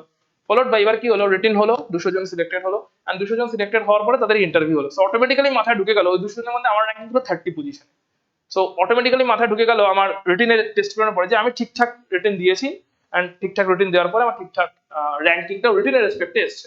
তার কিন্তু ওই 200 জনের বাকিরাও কেউ নেগলিজিবল নয়, কারণ হয়তো 19-20 র্যাঙ্কিং এদিক ওদিক হয়েছে, কিন্তু তারাও ইম্পর্টেন্ট। সো অবভিয়াসলি এখানে একটা টাফ ফাইট হতে চলেছে 200 জনের মধ্যে মাত্র 6 জনের। সো 3-4 দিন ধরে ইন্টারভিউ কন্ডাক্টর ছিল। আমার ইন্টারভিউ দিনে আমার আগে 10 জনের ইন্টারভিউ হয়ে গেছে। সো মোটামুটি সবাই একটু শুকনো মুখ করেই বেরোচ্ছে ইন্টারভিউ হলে ঢোকার পরে। বেরোনোর সময় ভেতরে আমি জিজ্ঞেস করে জেনেছি মোটামুটি 13 জনের প্যানেল বসে আছে। সো ওখানেও একটু ফাটছে বেসিক্যালি, যে 13 জনের প্যানেলকে কি করে হ্যান্ডেল করবো। এবার যখন আমি ঢুকেছি অবভিয়াসলি তার আগে হিউজ নার্ভাসনেস কাজ করছিল, মানে রিপিটেড টয়লেট অ্যান্ড এই সমস্ত ব্যাপারগুলো চলছিল। সো আর অর্গানাইজেশনের যত শেপ সাইজ বড় হয়, বুঝতেই পারছিস ইনফ্রাস্ট্রাকচারে অনেক খরচা করে যখনই একটা অর্গানাইজেশন ঢুকেছিস, সেখানে এমনি একটু ঢোকার আগেই একটা মোড তৈরি হয়ে যাবে, মানে কভার তৈরি হয়ে যায়, মানে বেশি কিছু জিজ্ঞেস করা যাবে না, কাউকে একটু সামান্য কথা জিজ্ঞেস করতেও কিরকম একটা লাগে যে এটা জিজ্ঞেস করবো আবার কিছু বলে দেবে না, মানে মনে হয় যেন আমি কিছুই জানি না and সবাই সব জানে। এই এক্সাক্ট ফিলিংটা হয় যখন একটা টপ জায়গাতে হঠাৎ করে ঢুকে পড়েছে। সো ইন্টারভিউ হলে যেই ঢুকলাম, তো প্রথমে আমাকে নর্মালি, আমি তো অত্যন্ত ইনোসেন্ট, আমার স্ট্র্যাটেজিতে দুটো জিনিস ছিল। একটা হচ্ছে আমি যা কিছু জানি সেই পুরো জিনিসটা ডেলিভার করার চেষ্টা করবো, যেগুলো চ্যাপ্টার পড়ে গেছি, যতটুকু নলেজ আছে, তার সঙ্গে বাকি কনফিডেন্স দেখানোর চেষ্টা করব। যদি কিছু স্কিম দেয় স্কিমগুলো নিজের মতন করে প্লে করবো, আর ওভারঅল কোথাও ওভার স্মার্ট প্লে করবো না, যতটা সম্ভব ইনোসেন্সি রাখা যায়, কথাবার্তাতে পোলাইটনেস হাম্বলনেস রাখা যায়, এই পয়েন্টটাতেই আমি মেন স্ট্রিক্ট থাকবো। এটা আমার নিজের স্ট্র্যাটেজি ছিল তার আগে। সো যখন ইন্টারভিউ ঢুকেছি, বসতে বলেছে, এটসেট্রা করতে বলেছে, সো ইমিডিয়েটলি প্রথম কোয়েশ্চেনটাই জিজ্ঞেস করেছে আমাকে যে what is the definition of periodicity. And এতটাই ইজি কোয়েশ্চেন এটা যে ডেফিনেশন ফর্মে তাকে নিয়ে আসতে হবে যে পিরিয়ডিক টেবিলের পিরিয়ডিসিটি ডেফিনেশন কি। সো ওখানে আমি আটকে গেছি, ডেফিনেশন কেমন করে বলবো। ঠিক আছে, তো ইমিডিয়েটলি আমি আনসার করেছি যে ডেফিনেশন এই মুহূর্তে বলতে পারবো না, ডেফিনেশন এক্সাক্ট ল্যাঙ্গুয়েজে ফ্রেম করে বলা ডিফিকাল্ট, কিন্তু আমি ব্যাপারটা বুঝিয়ে দিতে পারি। সো যখন আমি বুঝিয়ে দিতে পারি বলেছি, তো উনি বলেছেন তাহলে পিরিয়ডিক টেবিলটা ড্র করে দেখাও। সো পিরিয়ডিক টেবিল এমনিতে মুখস্থ ছিল আমার, পুরোপুরি ড্র করে দিয়েছি। তারপরে কিন্তু উনি ওই ডেফিনেশন অফ পিরিয়ডিসিটিতে আসেনি, আর ড্র যেই হয়ে গেছে, নেক্সট পুরোপুরি প্রবলেমে ঢুকে গেছে যে এই জিনিসটাতে আমার অর্গানাইজেশন, আমার ইউরেনিয়াম আমরা খুঁজি, আশা করি পড়েছো। সো ইউরেনিয়াম খুঁজতে গেলে এই প্রবলেম গুলো আমার সামনে আসে। এবার তুমি বলো, কয়েকটা কনসেপ্ট দিয়ে দিলেন, এইগুলোর উপর হেল্প বেস করে তুমি কেমন করে এই প্রবলেম গুলো সলভ করবে, আমাকে স্কিম দাও। নেক্সট কোয়েশ্চেন হচ্ছে ওটা, মানে আমার কোম্পানি ইউরেনিয়াম সার্চ করে ফর নিউক্লিয়ার এনার্জি, অ্যান্ড আমার কোম্পানিতে এই মোমেন্টে ইউরেনিয়াম সার্চিং এ এই প্রবলেম ফেস করছি। একটা প্রবলেম তার মধ্যে হচ্ছে এটা, যখন লোকাল কোথাও ইউরেনিয়াম সার্চ করার জন্য কোনো গ্রামে, কোনো লোকাল রুরাল এরিয়াতে যাওয়া হয়, যেহেতু অ্যাটমিক এনার্জি কথাটা লেখা থাকে, সো লোকাল পিপল প্রচুর ভয় পায়। তারা ভাবে এখানে রেডিয়েশনে বিশাল কিছু হচ্ছে, বডি খারাপ হয়ে যাবে, নেচার ধ্বংস হয়ে যাবে, এরকম টাইপের একটা ভয় পায়। সো তার জন্য তারা প্রচুর হাঙ্গামা করে, আমরা এক্সপ্লোরেশনে কাজই করতে পারি না, নেগোসিয়েশন করেও তাদেরকে লোকালি বোঝানো যায় না, কারণ লোকাল লিডাররাও আছে, এই আছে ওই আছে, অনেকে অ্যান্টি গভর্নমেন্ট আছে, অনেক কিছু ব্যাপার থাকে। তার মানে অনেক জায়গাতে হয়তো ভালো রকম স্কোপ আছে, কিন্তু ওই জায়গায় এক্সপ্লোরই করে উঠতে পারেনি, বিকজ সেখানে কোনো না কোনো লোকাল প্রবলেম আছে।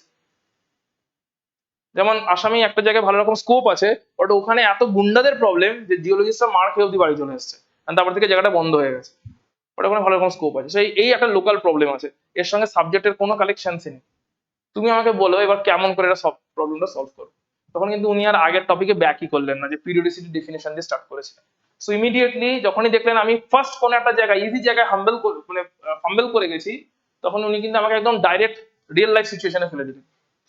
সেই রিয়েল লাইফ সিচুয়েশনটাকে তোমাকে কিন্তু ঠিকঠাক ভাবে আনসার দিতে হবে। ওই আনসার দেওয়ার সময় কখনোই আমি আইডিয়ালি এটা করা উচিত, ওই উচিতের একটা কথাও বলা যাবে না, কারণ ওই উচিত গুলো হয়নি বলেই রিয়েল লাইফ প্রবলেমটা তৈরি হয়েছে। যে গ্রামের লোককে বোঝাবো, আরে বোঝালে যদি কাজই হয়ে যেত তাহলে তো তারাই করে নিত সেই কাজটা। ক্লিয়ার? সো একদমই যেটা উচিত, এই পয়েন্টে একটু নিজেকে বুঝতে হবে যে আমি যেটা বলছি ওটা কি আইডিয়াল একটা কথা বলছি, যেটা উচিত, এটা হলে ভালো হয়, এরকম ভাবে আমি করবো, না আমি প্র্যাকটিক্যালি কোনো একটা কথা বলছি, এটা অ্যাকচুয়ালি করা পসিবল। ডিপার্টমেন্ট ট্রাই করেছে কি করেনি আমার জানা নেই, বাট করা পসিবল যেটা, ওরকম কোন একটা অ্যাপ্রোচ দিচ্ছি না, আইডিয়াল দুটো কথা বলছি। ঠিক আছে, চেষ্টা করতে হবে যে দুটোকেই একসাথে পাঞ্চ করে রাখা, যে হ্যাঁ আইডিয়ালি এটা হলে ভালো হতো, বাট সামহাও যখন হয়নি, আমি মানে প্রথমে এরকম ভাবে অ্যাপ্রোচ রাখা যে আইডিয়ালি এটা হলে ভালো হতো, আমার ডেফিনেটলি শিওর ডিপার্টমেন্ট ডেফিনেটলি এইভাবে ট্রাইও করেছে, কিন্তু স্টিল সামহাও আমার মনে হয় ব্যাপারটা ফেল হয়েছে। তো আমার মনে হয় এই জায়গাতে এরকম ইম্প্রোভাইজেশন করলে ভালো হয়। ইম্প্রোভাইজেশন করার একটা অ্যাপ্রোচ হিসেবে কি, যে না এরকম আমি যে অ্যাপ্রোচটা দিয়েছিলাম, পার্সোনালি শেয়ার করেছি তোমার সাথে, দ্যাট ওয়াজ আ ভেরি, তাদের খুব পছন্দ হয়েছিল। আমি বলেছিলাম দেখুন গ্রামের লোককে বোঝানোর কথা ডেফিনেটলি ডিপার্টমেন্ট ট্রাই করেছে বলে আমার মনে হয়, যে যারা লোক আছে, যারা সিনিয়র আছে গ্রামে, যারা বয়স্ক আছে, যাতে এখানে কাজ করলে কোনো সাচ অসুবিধার ব্যাপার নেই, কিন্তু সামাও তারা বোঝেনি। আমার মনে হয় এই অ্যাপ্রোচটা গ্রামের লোককে বাড়ি বাড়ি গিয়ে না করার থেকে ওই অঞ্চলে যে স্কুল আছে ওই স্কুলে করলে অনেক বেশি ভালো। কারণ যখন এমনিতে বাড়ি বাড়ি গিয়ে কাউকে করা হয় তখন ব্যাপারটা অতটা ফ্রুটফুল হয়ে ওঠে না, কিন্তু স্কুলের এনভায়রনমেন্টই এমন থাকে এখানে সবাই ধরে নেয়, বয়স্ক হোক ইয়ে হোক, যে গার্জেনরা ধরেই না এখানে লোকে শিখতে এসছে, বাচ্চারা শিখতে এসছে। কোথায় তো কে ফার্স্ট করে, হচ্ছেই না, তার থেকে তো শুরু তো হবে না, একবার শুরু হবে তারপরে ফার্স্ট হয়ে যাবে। এখানে স্টার্টই হচ্ছে না, স্টার্টটা তো করতে হবে। তো আমার অ্যাপ্রোচটা ছিল এরকম যে স্কুল আছে নিশ্চয়ই, কোনো কলেজ আছে নিশ্চয়ই কোনো, যেখানে লোকে জানেই শিখতে আসে, অ্যান্ড যারা শেখায় তারা ঠিকঠাক ভাবেই শেখায়, একটা বিলিফও আছে যে পড়াশোনারই শেখাচ্ছে, ঠিক শেখাচ্ছে। সেইখানে গিয়ে যখন আমি যদি কিছু একটা বোঝাই তাহলে হয়তো অনেক বেশি অ্যাকসেপ্টেবল থাকবে। যে না, স্কুল যখন, তার মানে কি, আমাকে বেসিক্যালি গ্রামের লোক, আমি যতই গভর্নমেন্ট অফ ইন্ডিয়া স্টাফ হই, যখন আমি বোঝাতে যাচ্ছি তখন গভর্নমেন্ট অফ ইন্ডিয়া স্টাফ হয়ে যাই হই, গ্রামের লোক এন্টারটেন করছে না, কারণ তাদের ওইখানে ল্যাক অফ একটা অ্যাওয়ারনেস আছে। কিন্তু গ্রামের লোক এটা ধরে নিচ্ছে যে স্কুল মানেই সেটা দারুণ একটা জায়গা, স্কুল হচ্ছে সব থেকে সেরা জায়গা, স্কুলের টিচার মানে সে সব জানে, তো স্কুল যদি কাউকে এন্টারটেন করে মানে ওখানে অটোমেটিক টিক, আমাকে আর মাথায় লাগাতে হবে না। তাই আমি যদি বেটার হবে যদি আমি স্কুলে বা কলেজে গিয়ে জিনিসটা বোঝাতে পারি টিচারদেরকে, অ্যান্ড টিচারদের থ্রু দিয়ে স্টুডেন্টসদেরকে, অ্যান্ড তারপরে আস্তে আস্তে স্কুলে একটা ওয়ার্কশপ করলাম ফর এক্সাম্পল, যে এর কোনো ক্ষতি নেই, এর বেনিফিট কি কি, তো স্টুডেন্টসদের আর লোকালিটির মাথায় আস্তে আস্তে ঢুকলো, 1-1.5 বছর শুধু ওয়ার্কশপ চললো, and তারপরে আস্তে আস্তে ওয়ার্কশপ থেকে যখন ব্যাপারটা গ্রামে স্প্রেড হলো তখন যাতে লোকে ইন্টারেস্ট নেয়, হ্যাঁ এদের বেনিফিট কি কি, স্কুল এন্টারটেন করেছে একটা গভর্নমেন্ট অর্গানাইজেশন মানে গ্রামের লোক ধরে নিচ্ছে এটা ঠিকঠাক জায়গা। সো এরকম তোমাকে সিচুয়েশনে আসবে, যে সিচুয়েশনে তোমাকে প্র্যাকটিক্যাল সলিউশন দেওয়ার চেষ্টা করতে হবে, শুধু আইডিয়াল কথা বলে বেরিয়ে গেলে হবে না, কারণ অলরেডি ধরে নিতে হবে আইডিয়াল সমস্ত অ্যাক্টিভিটি গুলো অলরেডি অর্গানাইজেশন করে ট্রাই করে দেখে নিয়েছে, স্টিল পারছে না, তাই তোমাকে জিজ্ঞেস করছি। এন্ড অনেক সময় হয়, এটা সত্যি সত্যি হয়, যে কোনো একজন ইন্টারভিউয়ার সে তার অ্যাকচুয়াল কোম্পানির প্রবলেমের সলিউশন ইন্টারভিউ হলে বসে পেয়েছে, কেউ না কেউ আইডিয়া শেয়ার করে গেছে, এটা জেনুইনলি হয়। হয়তো সে রিক্রুটেড হয়েছে বা রিক্রুটেড হয়নি, বাট তার আইডিয়াটা শেয়ার যেই করে গেছে ওই জিনিসটা ইন্টারভিউ বুঝে গেছে এক্স্যাক্টলি এই প্রবলেমটাই হচ্ছে, এইটাকে এক্সিকিউট করে দিতে পারলে ঝামেলা মিটে যাবে, এন্ড কোম্পানি সেখানে বেটার হয়ে গেছে, প্রবলেমটা সলভ করে দিয়েছে, এটা অ্যাকচুয়ালি হয়। সো ডিসাইসিভ স্কিল অবভিয়াসলি সবগুলো যখন কম্বাইন হবে তখন তুমি ডিসিশন নিতে পারবে, আর ডিসিশন নিতে গেলে রিস্কও নিতে লাগে, সব দিয়ে দেখ ইন্টার রিলেটেড জিনিস, আলাদা করে খুব একটা টাইম ওয়েস্ট করছি না, একবার জাস্ট পয়েন্ট করে দেখে না যে কি কি তোমার কি কি কোয়ালিটি বা কি কি পয়েন্টস তোমার হলে তোমার সুবিধা হবে যে কোনো একটা কিছু ডিসিশন নিতে, একবার দেখে নাও। এন্ড ডিসিশনটা তোমাকে যেটা মেন জিনিসটা ফোকাস করতে হবে, দ্যাট ইজ তোমাকে ডিসিশন কুইকলি নিতে হবে, ওভারনাইট ডিসিশন নিতে হবে। প্রথমে তোমার অ্যাপ্রোচটা এরকম রাখতে হবে, আমি একদম পারফেক্ট ডিসিশন নেব লাইফে, আমি একটা ডিসিশন নেব, তারপরে সেই ডিসিশনটাকে পারফেক্ট বানাবো, ক্লিয়ার? আমি একটা ডিসিশন নেব, ডিসিশনটাকে পারফেক্ট বানাবো, নাকি আমি একটা পারফেক্ট ডিসিশনই, একটা এক্সাম্পল দিচ্ছি তোমরা আনসার দেবে। দুটো গ্রুপ অফ স্টুডেন্টস আছে, একটা গ্রুপ অফ স্টুডেন্টসকে বলা হয়েছে কোন একটা কাগজের উপর কিছুটা বানাতে মানে ক্রাফটিং করতে, ঠিক আছে, আর একটা গ্রুপ অফ স্টুডেন্টসকে বলা হয়েছে সেম টাস্ক কাগজের উপর কিছুটা বানাতে ক্রাফটিং করতে, ঠিক আছে, ক্রাফটিং করে দারুণ কিছুটা প্রেজেন্টেশন করার জন্য কাগজ নিয়ে ক্রাফটিং করতে। তো ফার্স্ট গ্রুপ অফ স্টুডেন্টসরা কি করেছে, ক্রাফটিং এর পর ক্রাফটিং করে গেছে, ক্রাফটিং এর পর ক্রাফটিং করে গেছে, এন্ড ফাইনালি যেদিনকে 1 মাস হতে টাইম দেওয়া হয়েছিল এন্ড ফাইনালি একটা মডেল দাঁড় করিয়েছে। আর একটা গ্রুপ অফ স্টুডেন্টস কি করেছে, একটাই ক্রাফটিং কে দারুণ পারফেক্টলি একদম বানিয়েছে, একটাই মডেল বানিয়েছে। প্রথম গ্রুপ অফ স্টুডেন্টস কি, প্রথম একটা মডেল বানালো ভালো লাগলো না ফেলে দিল, তারপরে একটা মডেল বানালো ভালো লাগলো না ফেলে দিল, আবার একটা মডেল বানালো ভালো লাগলো না ফেলে দিল, এরকম করে প্রথম গ্রুপ অফ স্টুডেন্টসরা করেছে, এন্ড ফাইনালটাতে এটা বানিয়ে দিয়েছে। আর একটা সেকেন্ড গ্রুপ অফ স্টুডেন্টসরা কি করেছে, যে একটাকেই একদম ধরে ধরে ধরে ধরে খুঁটিনাটি করে বানানোর চেষ্টা করেছে, দিয়ে একটাই বানিয়েছে, যেটা 1 মাস ধরে ধরে ধরে ধরে প্রত্যেকটা পয়েন্টকে মাথায় রেখে বানানোর চেষ্টা করেছে। So what do you think, কার ক্রাফটিংটা অ্যাকচুয়ালি ভালো তৈরি হবে? মানে যারা বারবার রিপিট করেছে, ডিসকার্ড করেছে, রিপিট করেছে, ডিসকার্ড করেছে, রিপিট করেছে, ডিসকার্ড করেছে, তারা না যারা একটাই ধরে ধরে ধরে ধরে একবারই বানিয়েছে দিয়ে একটাই দাঁড় করানোর চেষ্টা করেছে সেটা? আমার অনেক দুটো বুঝতে ঘন্টাই লাগবে, কারণ আমি ফার্স্টে করছি, ও হয়তো কোনো মাইক্রো ডিটেইলসে যাচ্ছে, ও একটা বানাচ্ছে আর ভিউয়ার আছে, তো তার জন্য একটা এটা একটা ভিউ যেটা হচ্ছে সেটা ভুল, বাট সেটাকেও এনহ্যান্স করছে না তো মাইক্রো ডিটেইলস। আর এর ক্ষেত্রে যেটা হয় এটা যে ওর চাইছে সেটা ছেড়ে দিল, কিন্তু যেটা ও চাইছে সেটাকেও মাইক্রো ডিটেইলস, যেটা ভিউয়ার চাইছে আমরা মাইনিউট হবে সেটা দুজনের মধ্যে করতে হবে। সো বেসিক্যালি এখানে সিচুয়েশনটা কি হয়, এখানে দু একটা জায়গাতে সিচুয়েশনটা এক্স্যাক্টলি যেটা দাঁড়াবে সেটা হচ্ছে যে একবারে বানিয়েছে সে অবভিয়াসলি কখনোই অতটা সাকসেসফুলি অতটা ভালো বানাতে পারবে না যে অনেকবার ট্রাই করেছে আর বানিয়েছে তার থেকে। নাম্বার অফ ট্রাই যত বেশি হবে সাকসেস রেট সেখানে বেশি থাকবে। এখানে তোর যে পয়েন্টটা কোথায় ডিসকার্ডেড হয়ে যাচ্ছে ভালো করে বলছে, যে বারবার বানাচ্ছে সে একবারের মতন অতটা টাইমই নেবে না এখন আর মাইনিউট ডিটেলসে যেতে, সেই মাইনিউট ডিটেলসটাও কুইকলি করা শিখে গেছে কারণ সে বারবার বানাচ্ছে। সে প্রথমবারে হয়তো অত মাইনিউট ডিটেলসে যায়নি, দু তিনবার চারবার ট্রাই করার পরে মাইনিউট ডিটেলসও কেমন করে কুইকলি ভরতে হয় ঠিক আছে, কারণ সে ডিসিশন ফাস্ট নিচ্ছে। যেটা হয়নি একটুখানি হলো হলো না, পুরো মনের মতো হচ্ছে না, ফেলে দিল, পরেরটা একবার ট্রাই করলো। যতটা মাইনিউট অ্যাড করতে পারবে সেটা আর সাথে এক ঘন্টা এক মাসে কাজ একজন তো করছে না, প্রথমে তো বললাম টিম কাজ করছে, গ্রুপ অফ টিম আছে, গ্রুপ অফ টিম আছে। আর একটা যদি 5 জনের যদি থাকে তাহলে 1 ঘন্টায় তো আর সেটা 1 মাসের কাজ তো যতটাই ও শিখুক ক্লাস করা তো 5 জনে মিলে করলেও তো অতটা আসবে না। না ডেফিনেটলি তুই যেটা বলতে চাইছিস সেটা হচ্ছে কিছুটা হলো মেটেরিয়ালিস্টিক দেখতে দিক থেকে দেখতে গেলে ওদের একটুখানি কম লেভেলে থাকে। তুই এটা এটা ডিপেন্ড করছে যে মাইনিউট ডিটেলসটা কতটা রিকোয়ারমেন্ট আছে, তাই না? তো রিকোয়ারমেন্ট অনুযায়ী তো সবাই চলছে, এই অ্যাডিশনাল মাইনিউট ডিটেলস যদি কেউ অ্যাড করো বা তার তো খুব একটা ভ্যালু থাকছে না, না? ভিউয়ার কি চাইছে সেটার দিকেই যাচ্ছে না, যেটা দরকার নেই সেটা ওরা অ্যাড করছে। তো সেটা দরকার নেই না, আমার অ্যাকচুয়ালি ট্রু সেন্সের দরকার নেই, সেটা তো লস তৈরি করবে উল্টে, যে আমার অনেক র মেটেরিয়াল সেখানে ঢুকে গেল যেটা হয়তো দরকারই ছিল না। কিন্তু এদের ক্ষেত্রে আমি ওটাই বলছি টাইম তো কমে যাচ্ছে যখন পাচ্ছে না 30 দিনে 100টা মডেল বানাচ্ছে তার যেটা মনে হচ্ছে অ্যাপ্রোপ্রিয়েট হবে হয়তো অতটাও অ্যাড করতে পারবে না যতটা দরকার। হ্যাঁ, ওইখানে তো ওই অপটিমাইজেশনটা তো হয়তো ফার্স্ট প্রজেক্টে অ্যাড করতে পারবেন, এটা লাইভ এক্সাম্পল দিলে বুঝে যাবে। আমার এক আমার এক বন্ধুর বোনের বন্ধু, আমার যে বন্ধুটা বললাম কবিতা লেখে, ওর এক বোন আছে, ওর বন্ধু সে কেক বানায়, ঠিক আছে, সো কেক বানায়, কাস্টমাইজ কেকের দোকান নেই বাট কাস্টমাইজ কেক বানায়। সো ওই কেক যখন সে বানায়, প্রথম দিকে যখন কেক বানাতো ওই একটা কেকের পিছনে অনেক টাইম লাগিয়ে দিচ্ছি এইভাবে বানাতো, ঠিক আছে। তারপরে তার বন্ধুর সঙ্গে ডিসকাস করলো বা সে তার মডেলটাকে চেঞ্জ করলো, বলে না আমি বেশি বেশি অর্ডার নেবো এন্ড বেশি বেশি কেক ডেলিভারি করবো। এটা মাসখানেক বানানো পড়ে, কারণ আদারওয়াইজ একটা অর্ডার ডেলিভারি করতে অনেক টাইম লেগে যাচ্ছে। সো সে ডিসাইড করলো যে না আমি অল্প অল্প করে বেশি বেশি অর্ডার নেবো। সো বেশি বেশি অর্ডার নেওয়া শুরু করলে এন্ড কাস্টমাইজ ওদের সার্ভিস করে দেওয়া শুরু করলো। এন্ড উইদিন 6 মাসের মধ্যে সে যে লেভেল অফ স্কিলে চলে এলো, সেটা হচ্ছে ওই প্রথম দিকে যে স্লোলি দারুণ কাস্টমাইজড এন্ড দারুণ পারফেক্ট ওয়েতে যে লেভেলটা অ্যাচিভ করার চেষ্টা করেছিল, খুব স্লোলি গিয়ে যখন এই নাম্বার অফ অর্ডার সে বেশি নেওয়া শুরু করেছে, ওই কাস্টমাইজেশনটা এমন ভাবে অ্যাডাপ্টেড হয়ে গেছে যে কিন্তু 6 মাসের মধ্যে ওই সেম কোয়ালিটির কেক অনেক কম টাইমে ডেলিভার করা প্র্যাকটিস করে গেছে। যেটা তোর মনে হচ্ছে যে ওই মাইনিউট ডিটেলস শর্ট টাইমে অ্যাড করা পসিবল নয়, প্রথম কথা অতটা দরকার কিনা কাস্টমারের, এটা একটা কোয়েশ্চেন। আর দ্বিতীয় কথা হচ্ছে আমাদের অ্যাডাপ্টেবিলিটি সম্পর্কে আমাদের নিজেদেরই আইডিয়া নেই। তাই তোর যেটা মনে হচ্ছে যে ওই স্পিডটা অ্যাচিভ করা পসিবল নয়, ওটা অ্যাকচুয়ালি নাম্বার অফ ট্রাই যখন অনেক হিউজ হয়ে যাবে তখন ওই স্পিডটা অ্যাচিভ করা পসিবল হবে। এক্স্যাক্টলি, কারণ নাম্বার অফ ট্রাই এমন হয়েছে যাতে ওই এক্সাক্ট অতটা মাইনিউটের দরকার নেই, কিন্তু যতটা কাস্টমারের জন্য দরকার ওইটাকে বার করার জন্য এমন করে একটা মেথড ডেভেলপ করে দিয়েছে বেসিক্যালি, যে পুরোপুরি স্ট্যান্ডার্ডাইজ করে দিয়েছে একটা প্রসেসকে, আর ও একটাই বানিয়ে গেছে।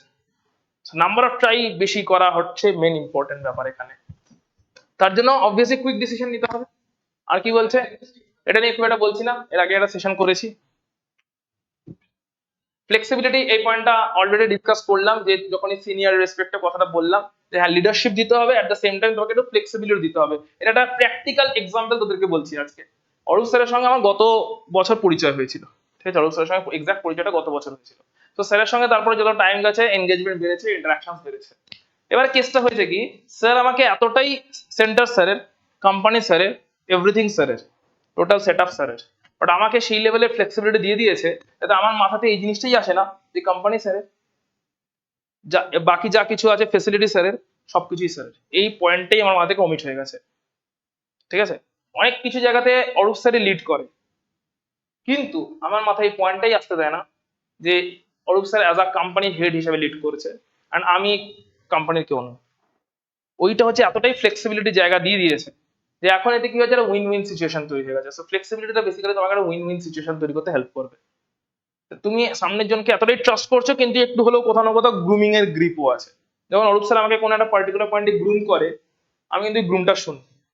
অর্থাৎ এমন না যে অরূপ স্যারের মনে হয় না সূর্যদীপ্ত স্যারকে কিছু বললে স্যার শুনবেই না, ওই ব্যাপারটাও নেই, যে স্যার জানে, স্যারের কনফিডেন্স আছে, হ্যাঁ একে কিছু বললে শুনবে, কারণ ওই লিডারশিপ কোথাও না কোথাও একটা কোয়ালিটি অরূপ মধ্যে বিলং করছে, যে আমার উপরে একটা গ্রিপ রাখা, আমাকে গ্রুম করা, আমাকে কিছু একটা বলা, অ্যাট দ্য সেম টাইম আমাকে ফ্লেক্সিবিলিটি দিয়ে দিয়েছে, তোমার যা ইচ্ছা তুমি করো। ক্লিয়ার? সো এইটা একটা উইন উইন সিচুয়েশন, এই সিচুয়েশনটা ডেভেলপ করতে হবে। So, যখনই তুমি তোমার ইন্টারভিউকে এই অ্যাপ্রোচ দিতে পারবে যে আপনারও profit, at the same time আমারও গ্রোথ আছে, মানে শুধু এইখানে যেটা বলতে চাইছি, তুমি ধরো ইন্টারভিউয়ারকে এরকম খালি বুঝিয়ে গেলে যে এইটা করলে আপনার কোম্পানির প্রফিট, আমি আপনার কোম্পানিতে এত ভ্যালু অ্যাড করতে পারবো, আমি আপনার জন্য এইটা করতে পারবো, আমি আপনার জন্য দিনরাত খাটতে পারবো, আমার ইনসেন্টিভ লাগবে না, আমি ওভারটাইম কাজ করতে পারবো, সব বলে গেলে আর নিজের প্রফিটের কি হবে এতে সেটা বললে না, ইন্টারভিউয়ার কেটে দেবে তোমাকে। এবং অ্যাট দ্য সেম টাইম ইন্টারভিউকে এটাও বোঝাতে হবে যে আমি পার্সোনালি অ্যাম্বিশাস, আমি পার্সোনালিও গ্রো করতে চাই, আমার চাই কোম্পানির সাথে সাথে আমারও গ্রোথ হোক, আমার সাথে সাথে কোম্পানিরও গ্রোথ হোক, কোম্পানি বিজনেস করলে আমারও ইনসেন্টিভ আসুক, আর আমিও চাই কোম্পানিকে 4টে ক্লায়েন্ট দিতে, পার্সোনাল যদি কোনো সোর্স থাকে সেখানে, বা আমি পার্সোনাল লেভেলেও আমি যথেষ্ট গ্রো করতে চাই। তখনই কোম্পানি বুঝবে না এর নিজের খিদে আছে, কোম্পানির পক্ষে কাজ তখন ইজি হয়ে যাবে। কেন বলতো, কোম্পানিকে তখন তোমাকে প্রত্যেকটা স্টেজে বোঝাতে হবে না, কোম্পানি জানবে নিজের খিদে আছে, একে জাস্ট জিনিসটা দিয়ে দাও, নিজেই খাবে, মানে নিজেরও পার্সোনাল লাইফে গ্রো আছে, এটা উইন উইন সিচুয়েশন তৈরি হচ্ছে। সেই ব্যাপারগুলোকে মাথায় রাখতে হবে, ফ্লেক্সিবিলিটির পয়েন্ট এখানে খুব important. And last but not the least, that is negotiation skill. বেশ কয়েকটা বই আছে, যদি পারো তো পড়বে। একটা হচ্ছে think and grow rich, think and grow rich by Napoleon Hill, ঠিক আছে। একটা বই আছে হচ্ছে ওটার নাম মনে পড়ছে না, অ্যাটমিক হ্যাবিটস, ঠিক আছে, অ্যাটমিক হ্যাবিটস বলে একটা বই আছে। থিঙ্ক অ্যান্ড গ্রো রিচ বলে একটা বই আছে। Richest man in the Babylon বলে একটা বই আছে, ঠিক আছে। How to influence people and make friends বলে একটা বই আছে। These are the best seller বই, যেগুলো বল। সাইকোলজি অফ ম্যানের কথা কালকে বলবো। সো রিচ ড্যাড পুয়ার ড্যাডও কালকে বলবো, ঠিক আছে। সো এই বইগুলো আছে তোমার থিঙ্কিং ক্যাপাবিলিটিকে গ্রো করার জন্য। এই বইগুলোর একটা কি স্টেটমেন্ট হচ্ছে 80% negotiation skill, 20% knowledge. So knowledge কাজে আসবে, নলেজ ডেফিনেটলি কাজে আসবে, কিন্তু তার আগে 80% তোমার নেগোসিয়েশনের স্কিল লাগবে। পুরো নেগোসিয়েশনের স্কিলটা এইভাবে ডেভেলপ করতে হবে। যখন তুমি ইন্টারভিউ হলে যাচ্ছ, এটা এক্সপেক্ট করে নিচ্ছেন ইন্টারভিউয়ার যে তুমি, রিটেন টেস্ট হচ্ছে এলিমিনেশন টেস্ট, ইন্টারভিউ হচ্ছে সিলেকশন টেস্ট, জেনুইনলি তোমার প্রতি ইন্টারেস্টেড তাই তোমাকে ইন্টারভিউতে ডেকেছে। লিমিটেড স্টুডেন্টস তোমার প্রতি ইন্টারেস্টেড, তোমাকে বুঝিয়ে দিতে হবে যে আমি নিজেও ভ্যালুয়েবল অ্যান্ড কোম্পানি আমার কাছে ভ্যালুয়েবল, মানে আমি কোম্পানিকে বিভিন্নভাবে হেল্প করতে পারি, অ্যাট দ্য সেম টাইম তাতে আমার নিজেরও সুবিধা হবে। চেষ্টা করতে হবে এই ভাইবটা প্রোভাইড করার, যে আমি কোম্পানি যদি একটা মেশিন হয়, ওই মেশিনের সেরকম একটা স্ক্রু যাকে রিপ্লেস করা পসিবলই নয়, যার রিপ্লেসমেন্ট মার্কেটে নেই। এতে নিজের ভ্যালু বোঝানো হয়ে গেল, আর অ্যাট দ্য সেম টাইম তোমাকে ছাড়া যে কোম্পানি, মানে তোমার মতন একটা স্ক্রু কোম্পানির কাছে থাকলে কোম্পানির যে ভালো বিজনেস হবে বা অর্গানাইজেশনের যে ভালো ডিল হবে, এটাও বোঝানো হয়ে গেল, ঠিক আছে। জাস্ট একটা ছোট্ট পার্সোনাল এক্সপিরিয়েন্স শেয়ার করে শেষ করে দিচ্ছি। মানে এই এক্সপিরিয়েন্সটা শেয়ার যতবার আমি এমনি সাধারণ বন্ধুদের সাথে করেছি বা অন্য যতজনের সাথে করেছি, প্রফেশনালি এরকম ভাবে কখনো করিনি, আর তোমাদের সামনে যেরকম ভাবে এখন করতে চলেছি, বাট যতবার করেছি আমার নিজের গুজ বাম্পস হয়েছে। সেটা হচ্ছে যখন আমি আমার অর্গানাইজেশনকে রিজাইন করি, 5 ইয়ার্স আমি সেখানে ছিলাম, অ্যান্ড যেদিনকে রিজাইন করেছি তার 1 মাস আগে আমি রেজিগনেশন লেটার জমা দিয়ে দিয়েছি। রেজিগনেশন লেটার যখন জমা দিয়েছি তখন আমার স্টেটাসটা হচ্ছে এরকম, আমি যে পোস্টে জয়েন করেছিলাম তারপরে আমাকে একটা এক্সট্রাঅর্ডিনারি কেসে প্রমোশন অব্দি দিয়ে দিয়েছি, যাতে আমাকে হোল্ড করতে পারে, যাতে আমি না ছেড়ে যাই, রাখার জন্য এতটাই ইন্টারেস্টেড ছিল তারা, কারণ ভ্যালুয়েবল কোম্পানিকে কখনো কেউ চায় না যে ছেড়ে চলে যায়। সো তারা এক্সট্রাঅর্ডিনারি একটা প্রমোশনও দিয়ে দিয়েছে। ইউজুয়ালি আমাদের অর্গানাইজেশনে 4 বছরে একটা প্রমোশন হয়, আমাকে 2.5 বছরের মাথায় প্রমোশন দিয়েছিল। অ্যান্ড তাদের আমার ফাইন্যান্সিয়াল বেনিফিট থেকে শুরু করে সবকিছুই হয়েছিল, স্টেটাস থেকে শুরু করে সবই বেড়ে গেল। অ্যাট দ্য সেম টাইম কি হলো, তারপরে যখন আমি তারপরেও রিজাইন করবো, লেটার দিয়েই দিয়েছি, অ্যান্ড বিভিন্নভাবে কনভিন্স করেছি, অ্যান্ড কনভিন্সিং এর লেভেল এই অবধি ছিল, আমার পেরেন্টসের কাছে অবধি কল এসেছিল, এই লেভেলে কনভিন্সিং তারা করার চেষ্টা করেছিল। এন্ড অবভিয়াসলি বাবা মা বলেছে না আপনারা যা পারেন বোঝান, আমরা বুঝিয়ে ছেড়ে দিয়েছি, পারবো না এটসেট্রা। সো পেরেন্টস অব্দি কল গেছিল যে এইটা বোঝানোর জন্য যাতে আমি থেকে যাই। নট অনলি পেরেন্টস, যত রকম সার্কেল হতে পারে, মানে আমার কাছের কলিগ যারা ছিল, কাছের বন্ধু বান্ধব যারা ছিল অফিসে, তাদের থ্রু দিয়ে ইনফ্লুয়েন্স করা, ইনডাইরেক্টলি ইনফ্লুয়েন্স করা, ঠিক আছে, বিভিন্ন রকম এক্সট্রা কিছু ফ্যাসিলিটি অফার করা, অনেক কিছুই বলার চেষ্টা করেছিল। ইভেন আমাকে এই অব্দি লাস্ট অফার করেছিল, লাস্ট অফারটা বলে দিয়েছি, যেটা it was very difficult to refuse. এটা হচ্ছে কলকাতাতে তাদের অফিস সেন্টার হচ্ছে, এন্ড ইমিডিয়েটলি অফিস খুললে আমাকে এখানে ট্রান্সফার করে দেবে, তাহলে আমি আমার হোম পজিশন পেয়ে যাই। and তাদের মনে হচ্ছিল হয়তো আমি বাড়ির বাইরে থাকি তাই কলকাতা ব্যাক করতে যাচ্ছি, তো সেই কারণে আমি করছি। আর রিসেন্টলি ওপেন হয়ে গেছে নিউটনে, আমাদের নতুন অফিস ওপেন হয়ে গেছে। আর এখন আমার বাবা মাঝে মধ্যে বলে বাড়ির থেকে 2 কিলোমিটার দূরে অফিস ছেড়ে দিয়ে কি করছিস, এখনো বলে বেড়ায় আমাকে বাবা। সো এক্স্যাক্টলি এই অফারটা ছিল যে 2 দিনের মধ্যে কলকাতাতে অফিস ওপেন করছি, ইমিডিয়েট ট্রান্সফার দেবো, তুমি অ্যাপ্লাই করে ট্রান্সফার দেবো। বাট স্টিল আমি যখন ওদিনকে রিজাইন করি, সেই রেজিগনেশনটাতে টোটাল 70 বছরের অর্গানাইজেশনের ইতিহাসে স্যারেরা বলেছিলেন কি ফার্স্ট কোনো এমপ্লয়িকে রেজিগনেশনের সময়তেও তাকে ফেলিসিটেশন দেওয়া হচ্ছে। ইউজুয়ালি রিটায়ারমেন্টে এটা দেওয়া হয়ে থাকে যে অলরেডি 30-35 বছরের কাজ করেছে। আলাদা করে সার্কুলার বেরিয়েছিল যে একজন রেজিগনেশন করছে, হিন্দিতে সেবা নিবৃত্তি বলে তাকে, তো সেবা থেকে নিবৃত্তি নিচ্ছে, রেজিগনেশন করছে। সার্কুলার বেরিয়েছিল হেড অফিস থেকে, হায়দ্রাবাদ থেকে সার্কুলার বিভিন্ন অফিসে সার্কুলেট হয়েছিল। তারপরে আলাদা করে আমাকে ফেলিসিটেশন দেওয়ার জন্য বিভিন্ন ডাইরেক্টর সায়েন্টিস্টদের টিম এসেছিলেন, কনগ্রাচুলেশন জানিয়েছিলেন, গিফটিং করেছিলেন, টোটাল একটা পার্টি হয়েছিল, দেন রেজিগনেশন হয়েছিল। এন্ড দে ডিক্লেয়ার্ড 70 বছরে this is the first time কোনো একজন এমপ্লয়ি রেজিগনেশন করে যাচ্ছেন, সেও এমন না যেন টপ লেভেলের সায়েন্টিস্ট, আমার থেকেও সিনিয়র সায়েন্টিস্টরা আছে, এমন না যেন টপ লেভেলের কেউ রেজিগনেশন করছে, মোটামুটি একটা মিডিয়াম লেভেলের সায়েন্টিস্ট অর্গানাইজেশনের রেসপেক্টে দেখতে গেলে, যার মধ্যে পোটেনশিয়াল আছে, এন্ড সে রিজাইন করছে।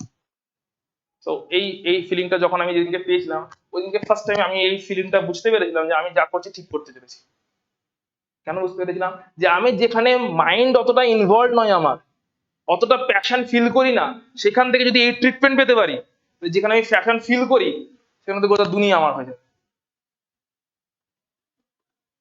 যেখানে আমি অতটা প্যাশন ফিল করি না, অতটাও এনগেজমেন্ট নই, সেখানে আমার ডেডিকেশন এফোর্ট সবকিছু থ্রু দিয়ে স্টার্টিং ফ্রম ইন্টারভিউ এতটাই আমি ইমোশনালি কানেক্টেড হয়ে গেছি যেই লেভেলের ট্রিটমেন্ট পেতে পারি সেখানে যদি, এন্ড তারা লাস্ট যে অফারটা করেছিল 1 বছর যাও কাজ করো, যদি না দাঁড়ায় কোম্পানি ইউ ক্যান রিজয়েন। একটু কমপ্লিকেটেড হবে প্রসেসটা, বাট ইউ ক্যান রিজয়েন। আমাদের কিছু এরকম ক্লজেস আছে গভর্নমেন্টের রুলে, 1 বছর অবধি আমরা দিতে পারবো সেই ফ্লেক্সিবিলিটি। সো আমি এটা বুঝেছিলাম যেখানে আমি অতটা প্যাশনেট নই সেখানে যদি আমি এই লেভেলের ট্রিটমেন্ট পেতে পারি, যেখানে আমি প্যাশনেট সেখানে ট্রিটমেন্টের লেভেল কি হবে তাহলে।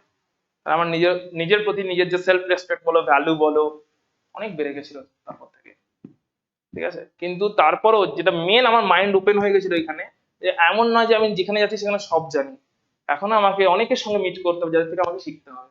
আমি তো একটা ফিল্ডের অনেক কিছু জানি, অন্য অনেক ফিল্ডের অনেক কিছু জানি না, সবটাই আমাকে শিখতে হবে। তাহলে লার্নিং অ্যাটিটিউড রাখতে হবে, অ্যান্ড দেন তাহলে লার্নিং অ্যাটিটিউড নিয়ে কালকে সেশনে 7টার সময় দেখা হচ্ছে। পকেটে পয়সা করে নিয়ে এসো কালকে, ঠিক আছে।